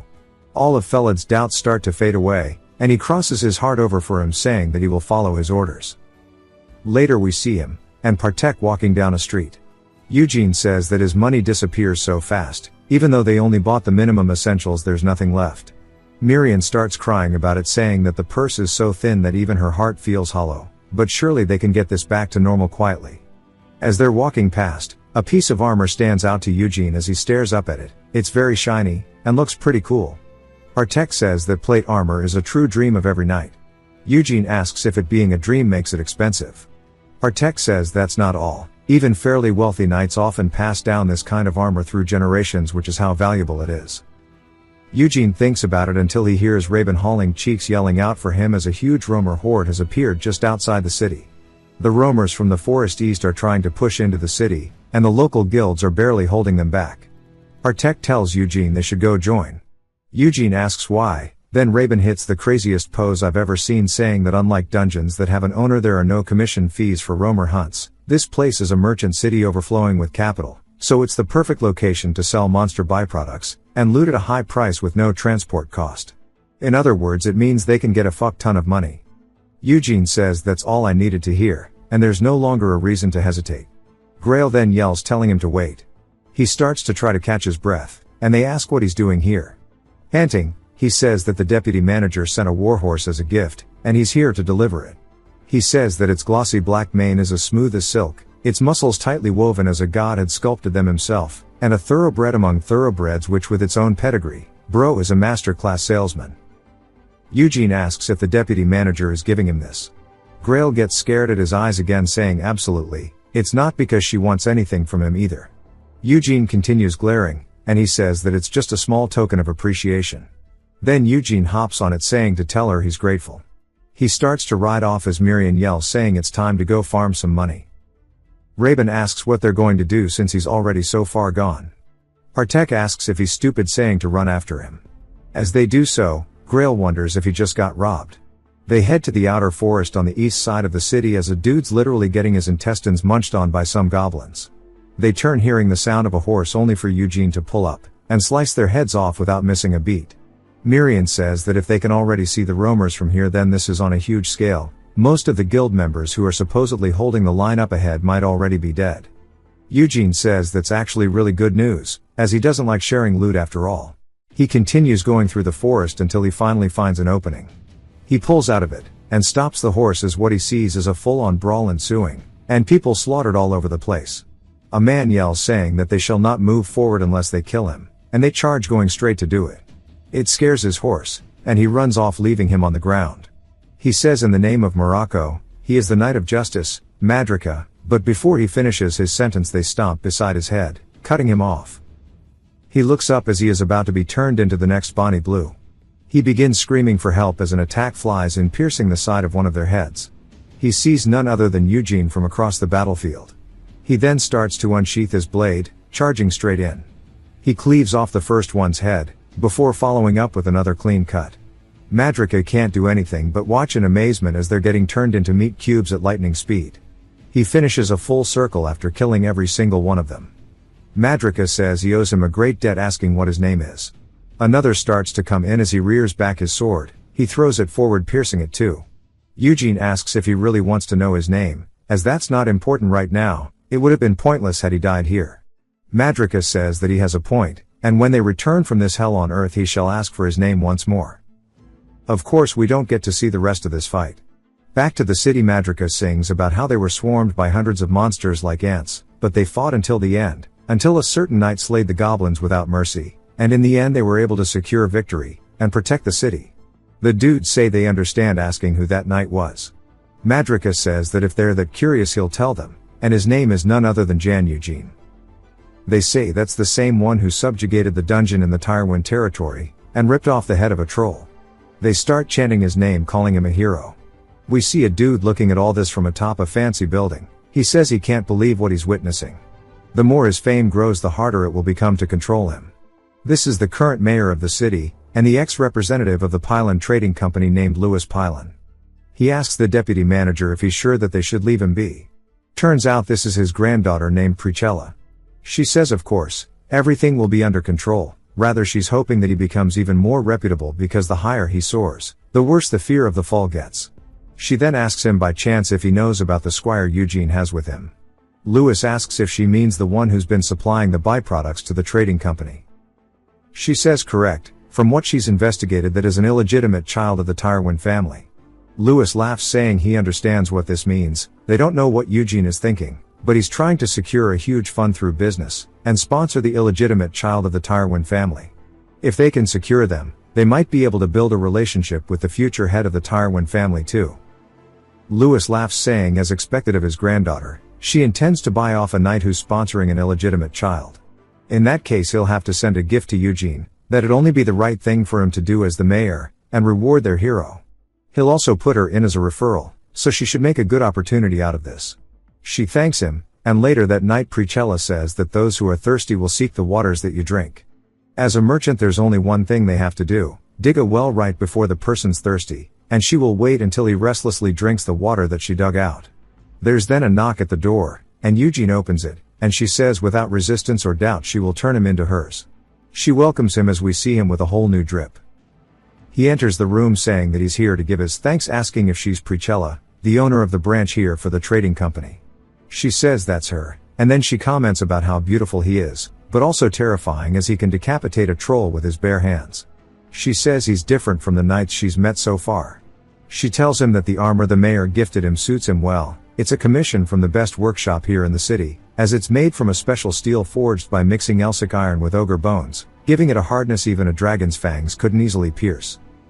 She asks what he thinks of it, and he says that he thinks he can count on its sturdiness in the next dungeon subjugation, other than that he's grateful to her for providing them with lodging and food, and his mercenaries are in a good condition now as a result, so they should be able to perform better.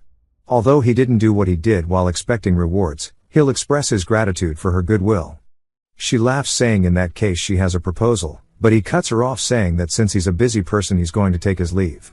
She's confused, asking why he's leaving so soon. He says that once the dungeon in Tyrone is subjugated he'll stop by once more, and he can do at least that much. On second thought, his contract is only limited to the byproducts from the dungeon this time, so this might actually be their final meeting. He's going to go focus on collecting mana crystals this time. He tells her goodbye, and she yells, asking him to wait. He turns, wondering what it is, and she says that they have more things to talk about. He asks what she could possibly mean. She says that she can't let him play dumb, but surely he knows there's a limit to that. They have gifted him the most expensive plate armor in the city, and a warehouse, not to mention provided him with the highest quality hotel, and dishes. The byproduct he sold to the company isn't enough to pay his half for the services they have given him. There's no way he's going to pretend he didn't know that surely he didn't learn that. She says that she hopes that he learned everything in this world comes with a cost when he was a squire. Maybe he wouldn't care if people found out that he's a shameless knight who knows no honor. He glares down at her. She asks if he still plans to walk away, telling him to argue his case. He thinks about it, and calls it ridiculous. She orders him around on their first meeting, then dumps unwanted gifts on him as she pleases, and now she demands payment for those gifts, asking if a mere merchant is really trying to threaten him. She looks surprised, and the entire room gets tense. He tells her that she seems to be misunderstanding, so he'll be clear. He's already made a contract with the company through Billmore. As long as she quietly keeps buying his goods, he couldn't care less about what the people of the city say about him. But as she said, everything has a price, so she can go ahead and run her mouth all she likes, then she'll find out for herself what that price really means. He says that from where he stands, it only looks like her trading company is colluding with the city to persecute the knight who saved the city. If this is how things go when the next crisis comes, there won't be a single knight willing to step forward for the city next time. He said what he said, so he's going to be going. Artek apologizes to her, saying that this is truly unfortunate. Had her approach been different they would have built a really good relationship, but she stepped where she shouldn't. She looks furious. Then Billmore calls out to her. She calls Eugene's name in a more sincere tone, telling him to wait. She bows, saying that she has been discourteous. She offers her deepest apologies. She let her desire to gain the upper hand in their relationship cloud her judgment. She'd like to start over from the beginning. He'll keep his existing contract, but she'd like to add some clauses to the agreement. She promises there will be nothing for him to worry about. She says she's seen more than enough knights who wag their tail the moment you dangle expensive things in front of them, and most so-called knights are just fools chasing wealth and fame, but this one is different. He's too dangerous for her to toy with. She says maybe that's why her merchant's instincts are screaming that she can't let him go. She then closes her eyes, too scared to look up, but then hears him sit down in front of her, and he says he'll at least hear her out. However, this better be a very tempting offer. She then thanks him for his mercy. Sometime later Mirian is pogging out about his armor, saying this shit looks so cool. Armor is what makes a knight look the part, together with a horse. She says that he's the coolest in the whole world now. Artek says they've secured quite a favorable contract. Eugene asks if he thinks so. Artek says that he does. The company's business scale is so large and far-reaching that it can't be ignored. They have hundreds of branches across the empire. So if that city is their main base, they primarily trade vigorously with noble houses that own local magic domains, like House Tyrone right now. For such a company to offer unlimited mediation for dungeons or labyrinths connected to each branch is an extremely generous proposal. At this level it may be far better than receiving an appointment from a noble house. And it was brilliant for him to push and pull just like he did. He says that he didn't do it intentionally, he was just annoyed at her. A man then says just because someone is wrapped in shiny armor doesn't make them automatically a knight. As he turns we see a fat dude with some armor, and Verthal behind him. The dude says he has a pretty face, but he doesn't think he can wield a sword properly. Miriam asks what the hell this dude said when he's built like a potato. Kamara then greets him saying he's right on time. Eugene hops off his horse, saying maybe he should call him Lord Tyrwin instead. Kamara tells him to address him however he wants, but the situation has changed a little bit. Eugene asks how, and then he tells him, instead of having his spirit broken, his younger brother went and hired new mercenaries again, but this time something feels off. Eugene asks how. Kamara tells him that surely he remembers the mercenary band he hired to bring Felid here last time, the ones who were wiped out by the wolves. From what he recalls, they were nasty. For some reason the mercenaries he brought this time give the same feeling. Eugene glances over at him. Kamara says that in that sense he'd like him to serve as commander of this dungeon subjugation party. Potato tells the Lord to hurry up, because if that fellow dies in the dungeon that means he'll become the commander, and he's on a fast track. Kamara asks what the hell he just said, and the dude says that it's not something he wants to say either, but it's not like they're all going on a picnic. In a dungeon human lives become as cheap as a fly's, so they have to prepare for the worst, but he'll be counting on him, and smiles calling him commander. Eugene says it's not a bad idea. If he dies they'll let this baldy over here take his place. They have countermeasures though, so they'll charge forward at once. Miriam points saying it's all that bastard's fault, but Eugene says he already knows. It's another one of Verthel's tricks. He's planning to use the mercs to get rid of him inside the dungeon, but things won't go his way, and he'll make good use of this, which might end up being rather fun. Miriam begins laughing as they head deep into the dungeon. Sometime later he's cleaving a path through, displaying just how powerful he is, as he pulls his dagger out from one of the monsters. He throws it behind him, stabbing another in the throat. Walking over to his blade he pulls it out, and the potato says that his reputation wasn't just bragging. He stands at the very front taking on 100 men's worth of work all by himself. The mercenaries he brought are almost just standing around by comparison. It's an overwhelming presence, like having a massive shield set up right in front of you, so he'll have to watch carefully for a good opening, because all he needs is one chance. He has a poison-coated sword, so if he grazes him it'll all be over. Eugene then yells saying that up ahead is the area where only mid-ranked monsters appear. From here on out he can no longer guarantee their lives, so only those who wish to may follow. In case they didn't catch that, he'll emphasize it one more time. Only those confident they can keep up are to follow. The mercenaries all realize this is going to be their perfect chance, saying if the commander's going they will too. Raven says that he'll head over, but Partek tells him to wait right here. Raven asks why. Partek says that it seems Eugene has a different idea in mind. As they get further and further into the dungeon, Eugene says last time he came here it was together with Galfredik. It really is a lot less entertaining without him. And he learned a lot about leadership from him. Even though it was only a little bit, he raised fallen morale at just the right moments, and he personally took the most dangerous positions as the forward. With him they might have been able to clear this dungeon safely even with this party of mercenaries. He then comes to a stop saying that he's curious. If Galfredik was here he wants to know how he would handle the situation. Eugene says that since they've decided to drop the half-hearted act this is good. If they're that eager to die he'll oblige them. As Miriam starts to form water above them they all freak out asking what the hell that is. Miriam continues swirling it. They quickly realize that it was aiming for their light sources as all their torches get put out. Now that they're in complete darkness they scream asking how that bastard can use magic. Potato tells them to calm down and relight the torches. People start to get terrified just from each other moving around. But Eugene can see everything, while the rest can't.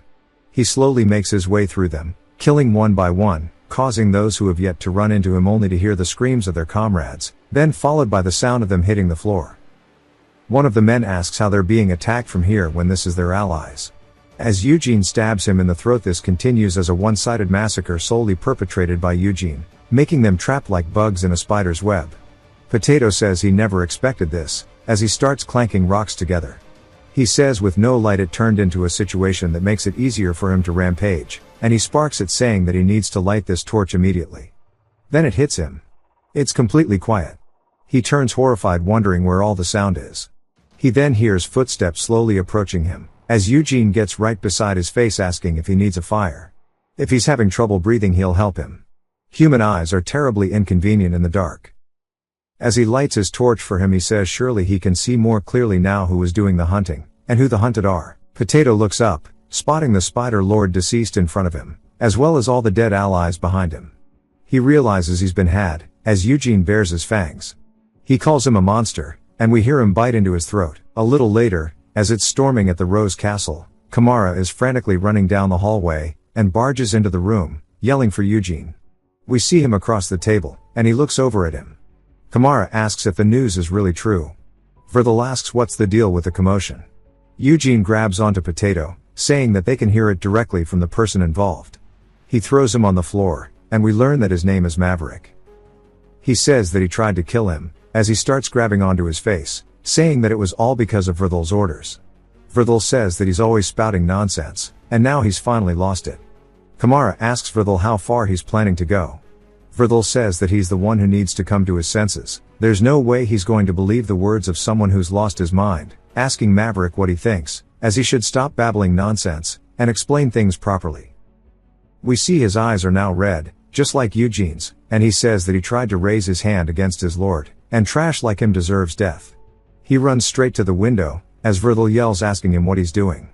He hops straight out of it. Kamara yells out for him, as a woman below screams. Potato impales himself on a statue of a knight's sword. Very funny that it ties back to the start of the series. Verthal says that he clearly would break after seeing a man getting torn apart like paper by a monster, and it would be stranger to believe his rantings. What he finds stranger is that he is relieved someone died. Verthal looks worried, saying that Eugene is no different, surely he has no pride, asking where his knightly pride is. He slanders him with such absurd paranoid delusions. Eugene asks on his honor as a knight if he is innocent. Verthal says of course. Eugene says if that's the case then he hereby demands a trial by combat against him, staking knightly honor in his own. All for the sake of the truth. Verthal grits his teeth. The next morning at sunrise the entire castle is talking about how they're doing a trial by combat because Verthal ordered an assassination. They say that he always causes trouble, but this time he's gone too far, as apparently the person he hired people to kill was none other than Eugene.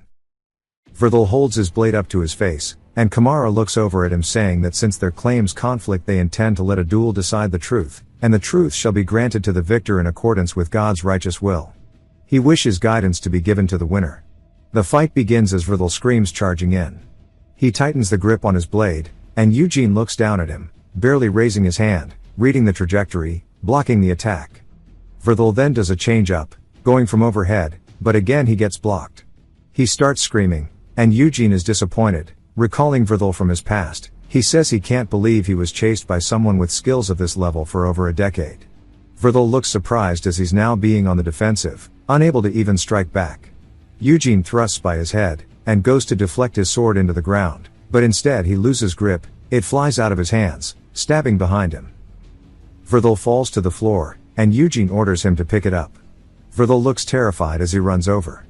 Kamara says that his brother's swordsmanship was by no means poor, but this time even someone ignorant of the sword could see it. Eugene is overwhelmingly stronger than his brother Verthal.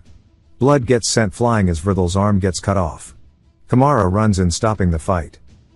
As Verthal kneels Eugene asks what he means by enough, warning him that the duel is not over, so he should step aside. Kamara says that he simply cannot stand by, and watch his brother die by his hand. Verthal is no longer capable of fighting, and thus cannot prove his claim through the duel. Therefore Eugene is the victor. Verthal says that he can, and he'll bring that bastard's neck. Kamara yells telling his brother to stop this right now. The match is already decided. As a knight he should acknowledge his crimes, and repent for them in prison. He yells asking what he even did wrong. He grabs his blade with his other hand, and yells at Eugene saying that if it wasn't for him, only he never appeared in his life, this situation would have never happened. We see a very fast sword slice come through. As Verthal is confused looking at the sight of Eugene, then looks at his arm. He says his body won't move. His head then rolls over, and he spots his own armor, and his brother. Eugene says he should have grasped at the last chance his brother gave him, telling Verthal that that was a pathetic end. Partek, and the rest watch, a little sad that Kamara had to watch his brother die, and they walk away. Kamara is even more bitter, calling his brother foolish. Back at the city Mirian says it's a pity. Eugene asks what. Mirian says that was the first familiar he ever made, and he ended up using him only to force a confession before tossing him aside. Eugene says it wasn't worth it. He had such a weak mind he couldn't even properly endure becoming a familiar, and if he left him as he was it would have been easy for others to notice he'd become a vampire. Using him as an expendable bait to force a trial by combat was the best use of him. Besides he wouldn't let someone live after he bared his fangs at him. Mirian says as expected of a vampire he's heartless, But still a vampire should command countless slaves. For a vampire, slaves are their very symbol of power. Eugene says there's no need. Miriam says he completely lacks style. Eugene says that if he turns weaklings into familiars, cleaning up after them causes more trouble than they're worth. If he ever found someone that he actually liked, then that would be good. He then opens the door, hearing someone yelling about Galfredick. Billmore says that things are in chaos. Priscilla asks when he went in. Billmore says it's been 2 weeks already. They both spot Eugene. Billmore quickly runs over saying it's good to see him, telling him that he's heard about his news. Eugene says that's good, and all, but more importantly what happened to Galfredick. Priscilla is surprised, then explains 2 weeks ago his party took part in a labyrinth subjugation in Count Evergrove's domain. They're told he went missing alone inside that labyrinth. They searched the entire mid-ranked monster area, but they didn't find a single person or belonging of his, so it's likely he has been unable to return from the high-ranked monster area, as Eugene is heading straight there. Eugene arrives somewhere as he opens the door, heading straight in. A man then welcomes him, saying he's heard much about him. He's far younger, and more handsome than the rumor said. Eugene bows, saying it's an honor to meet him, and learn that his name is Jevon. He thanks him for the reception, but Jevon tells him not to worry as he understands how urgent the situation is, and they can talk further inside. This is the eldest son of House Evergrove. Jevon says that it seems Galfredick let his ambitions get the better of him. They were planning to grant him an appointment if he succeeded in his raid, but they didn't expect him to enter the upper levels on his own. Eugene asks if that means he acted entirely on his own. Jevon says that's right. Unfortunately, the upper levels he entered are an area their house has been unable to touch for over 100 years. It is where the master of the labyrinth resides. Eugene asks about it, and a man says that more than simply living there, it's a being that rules over the labyrinth. Galfredick must have got blinded by the prospect of achievements, and pressed forward too recklessly. Jevon says he's late in introducing him, but this is their house's territorial knight, Sir Legates. He was the one who led the subjugation party together with Galfredick at the time. Legates says that he's pleased to meet him, as he's heard that he defeated Galfredick in a duel, but there's a rather amusing fact that they share in common. He's the Evergrove tournament champion, in other words he also beat Galfredick, so they both share that in common. Eugene asks why this matters. Jevon decides to break the uneasiness, saying only in the sense that it shows Galfredick is a talent too valuable for them to lose. On behalf of Evergrove he apologizes for the situation. From what he's heard he and Galfredick were close. Eugene's confused, and Jevon says he thought they had a very deep friendship. Eugene says it's something like that, while Miriam has to mute herself laughing her ass off. Jevon says that for a friend who ran all the way here for his sake they'll give him full support. For the past 100 years their house has tried several times to subjugate the upper floors, but has ended every attempt with the party going missing. Because of that, once someone has been missing for over a month they end their search, and officially declare them dead, asking if he understands. Galfredick has been missing for 3 weeks now. If they can't find him in the remaining week there will be no hope. Eugene looks worried, saying that he'll depart immediately. Jevon says he understands his urgency, but the labyrinth isn't somewhere he can stroll into like a marketplace. Within 3 days he will have a party prepared together with Legates, and until then he should rest, and recover from his journey. Eugene thanks him, but Jevon says one more thing. They hired a mage so they'll assign them to him as additional support. They're also quite useful. As they're leaving Miriam says that spiky-haired jerk has an attitude, and that green onion dude may look a bit lacking, but for him to say all that is crazy, he must have been full of bullshit. Eugene says there are a number of things that don't add up. Galfredick told him that he's going to have the credit for the dungeon opening raid recognized, and receive an appointment from the Count, so that he should come with him, and make an impression. So his appointment would have already been decided, yet he apparently was put to another test. Why did they change their minds? More than anything from what he's seen he's not the type to act on greed, but even if he does he'd form a team of competent people, and proceed with safety. People start yelling about how the Messiah will come. On the day when a red shadow is cast upon the moon there is a prophecy that the goddess of victory will grow wrathful, and descend to wipe out this land. The calamity's already begun near the labyrinth. Repeated tremors in the earth have caused wild beasts in the mountains to die in droves. Not long ago a highly skilled knight disappeared in the labyrinth as well. Miriam says this is talking about Galfredick. The dude says that if they sprinkle the fresh blood of a calf before the gate, and offer a ritual feast the Messiah will descend, and save this land steeped in crimson. People wonder if this is a cult, but others start to believe it. Miriam says that's complete nonsense. Eugene says this is not the atmosphere of a normal town. Some kids hand out flyers telling him that God's enraged. He starts reading it all, wondering if the animals dying near the labyrinth is part of the fact that it's closed now. Rumors might be slipping out through the gaps, and if so, why did Galfridic even go in there? He tells Mirian they'll be heading there right now. Mirian asks why, and Eugene says that 3 days is too long, they'll go ahead on their own to scout for him. Mirian agrees, saying let's go wipe him out. Someone then passes by Eugene, as we hear a woman saying that she didn't think she'd see a vampire here. Eugene turns surprised, and the woman says that from what she heard, thanks to the Holy Knights' hunts on this continent, vampires were almost wiped out, yet here he is walking around in broad daylight with such brazenness. Eugene grabs her by the throat, and drags her into a nearby alley, pushing her against a wall, telling her to state her identity, but also how she recognized him so quickly. If she doesn't answer, he'll crush her throat right now. They tell him to wait as they'll talk, and she explains that she's a blood shadow. Mirian says that sounds familiar, and starts to think, then realizes it, telling Eugene to stop as he can't kill them because they are a mage. They're from the Blood Shadow School, a school of mages that has served vampires for generations. Eugene asks Mirian what she said before the person starts screaming, and faints on the spot. Later we see the woman, saying she can't believe he attacked without saying a word like that. He better have learned that he can't just grab somebody's throat, and expect them to talk. Eugene apologizes, and Mirian says that's low-key her fault for speaking like a villain first. She says she'll introduce herself properly. Her name is Cyranoa Romari of the Blood Shadow School, which serves vampires as retainers. Because of their school's affinity, they can immediately sense a vampire's presence, and it's an honor to be in one's grace. In fact, Jevon asked her to look for him. From what she heard, he and Galfridic share a very deep friendship. Eugene says when he finds him he's going to sew his mouth shut. She explains that the truth is she also took part in the subjugation. At the time of Galfridic's disappearance, Eugene asks for more details, and she explains that she needed monster byproducts, so she personally applied for the labyrinth subjugation the Count of Evergrove had announced. The labyrinth is notorious for its difficulty, but because it was discovered 100 years ago, every area except for the upper level has been perfectly cleared, so everyone was moving forward with a fair sense of ease. Of course, that doesn't mean there were no casualties. While they were advancing deep inside, suddenly a tremendous roar occurred, and the entire labyrinth began to shake. In the end, the ground she was standing on collapsed, and as she was about to fall, Galfridic grabbed her wrist, and threw her up, saving her from falling into the depths.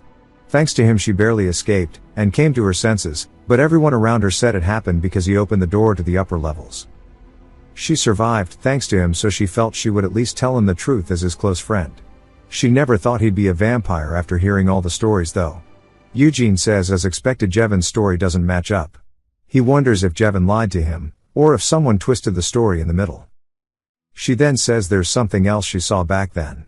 Down in the depths where he fell, she saw an enormous eye drawn on the ground. Eugene asks if she's certain. She says yes, then asks if he remembers the flyers the cultists handed out in the plaza. He does, and she says there was an image on those flyers that looked exactly like that. Turns out the cultists are using the labyrinth as some kind of secret hideout, trying to force awaken their messiah. Later we see them ready to enter the labyrinth as Legate says they can depart at any time, asking Eugene what he thinks, saying surely he's excited at the thought of meeting his close friend again, though he would prefer if there's no need to transport a corpse. Eugene tells him he's not the sort to die easily anyways. Legate laughs, saying Galfridic seems to be quite trusted. Eugene says that to be honest he wanted to enter the labyrinth a while ago, but now that he knows Galfridic's disappearance wasn't an accident, he needs to walk this man's movements from up close. Since he endured 3 weeks, another 3 days won't kill him, and he hopes he can trust Galfridic with that. Some men arrive and introduces themselves. They are Templars from a monastery under House Evergrove. They tell Eugene it's an honor to fight alongside him. They were deeply moved by how he risked himself for his friend in the name of God. They can't wait to fight together. Mirian laughs that they're saying all this to a vampire. Eugene says they can do their best, and Legate says normally they only follow God's orders. It's rare for them to even take interest in a knight, and that he could probably change his class to Holy Knight later if he wants. Mirian and Romari can't help but laugh their asses off. Legate smiles, and Eugene can't help but feel something off about him. He tells Protect to step aside with him for a moment. Raven just wonders what the hell Romari is laughing at. Inside we see everybody getting ready after making it a bit of a ways in. Mirian says this is amazing, there's so much water energy. Eugene says unlike a dungeon, this is an artificial space arranged in a way so that survival is possible, but still monsters live here. If the worst comes to pass hiding in a labyrinth like this, and living on might be a good choice. Legate says this certainly is a fitting place for evil things to lurk and hide, asking if he agrees. His skills really are exceptional, as not a single person died on the way here. Eugene asks how much further until the spot where Galfredik disappeared. Legates tells him to not be impatient, as he said he trusted him. The one he should trust the most right now is him. He's already told him that House Evergrow has fully grasped the traps of this labyrinth. Eugene says that, and yet there were still casualties every time. Legates laughs, telling him to think of them as offerings to hope they'll make it through this labyrinth alive. Eugene looks surprised as the entire labyrinth begins to shake. He asks if it's an earthquake, but Legates tells everybody to prepare themselves as the labyrinth layout is about to change. He says that right here is where the section of the walls constantly shift their structure, and the shortcut to the upper levels lies. Romari tells Eugene that there's an earthquake, though Eugene looks up, spotting Legates, asking where this shortcut is supposed to be. Legates tells him that it's right where he's standing, and starts laughing. As the cogs continue turning, he and Romari are now trapped underground. Romari asks where this is, and Eugene says that it wasn't a naturally occurring earthquake after all. Galfredik was framed and caught in a trap. This bastard had already been seen through, and he wonders what his goal is. Romari tells Eugene to look over there, and when he does, what he spots is Galfredik tied up to a cross covered in blood. He quickly dashes over, and lands gently before him. He checks his pulse, and is glad he's still alive, saying that if they get out, and treat him immediately, they'll be okay. Mirian and Romari both tell him that something's off. Mirian says that she's been feeling it for a while deep down below, but something is out of place. Strong gusts of wind start to fly past them, and Romari wonders where it came from. Eugene looks up as there's a bright red light, followed by eyes, a mouth with purple flames coming out of it, and massive horns. A crazy-ass monster has made an appearance. Romari says it's a minotaur, asking how it's here. Eugene tells her to protect Galfredik, and he runs straight towards it. He readies himself, and leaps up off the ground, using the debris to get close to its head. He readies his blade, and goes to swing forward as it shoots out a breath attack that sends him flying. Romari gets sent flying too. The minotaur then grabs onto its own weapon, and raises it into the air. Eugene asks what the hell it thinks it's doing, as the minotaur looks down, and slams straight to where it was looking, causing the entire area around Galfredik to shatter, and fall towards the floor. Eugene realizes he can't let this be, and dashes off the wall, stretching out for him, hoping that he can get to Galfredik, but instead what he meets is a barrier made by Romari. He yells, asking her what the hell she's doing. She says that's a minotaur. It's considered strong even among high-ranked monsters. Even a vampire could die to it. He starts to bare his fangs, and points his blade at her, saying that she overstepped her boundaries. She apologizes, saying she can't stand by and watch a vampire charge headfirst to his death. If he charges at the minotaur recklessly, his chances of winning are slim. If he truly wishes to save Galfredik, he needs to assess the situation once he's calm.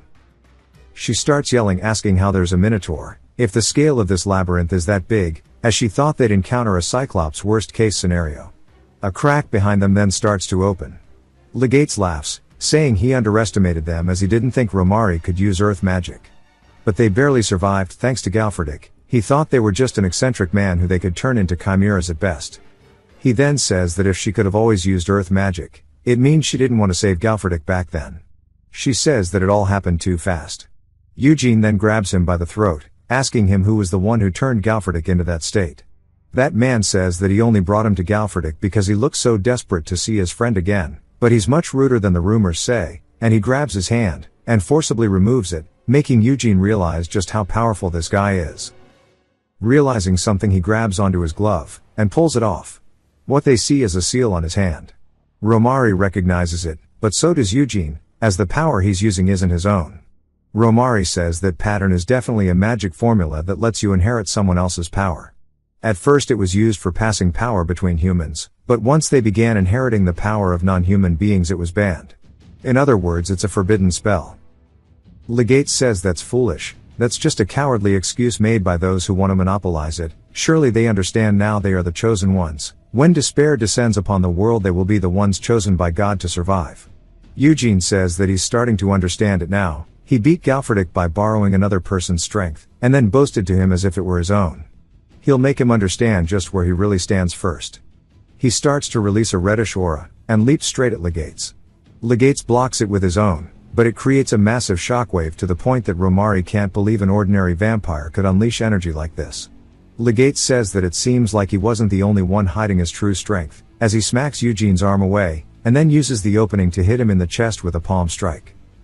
As he's flying into the air, he says unfortunately for him he has no intention of holding back anymore, as he starts to make the ground beneath him collapse. He says they already told him that every trap in this labyrinth has been figured out by them, and now they can just fall nicely to their deaths.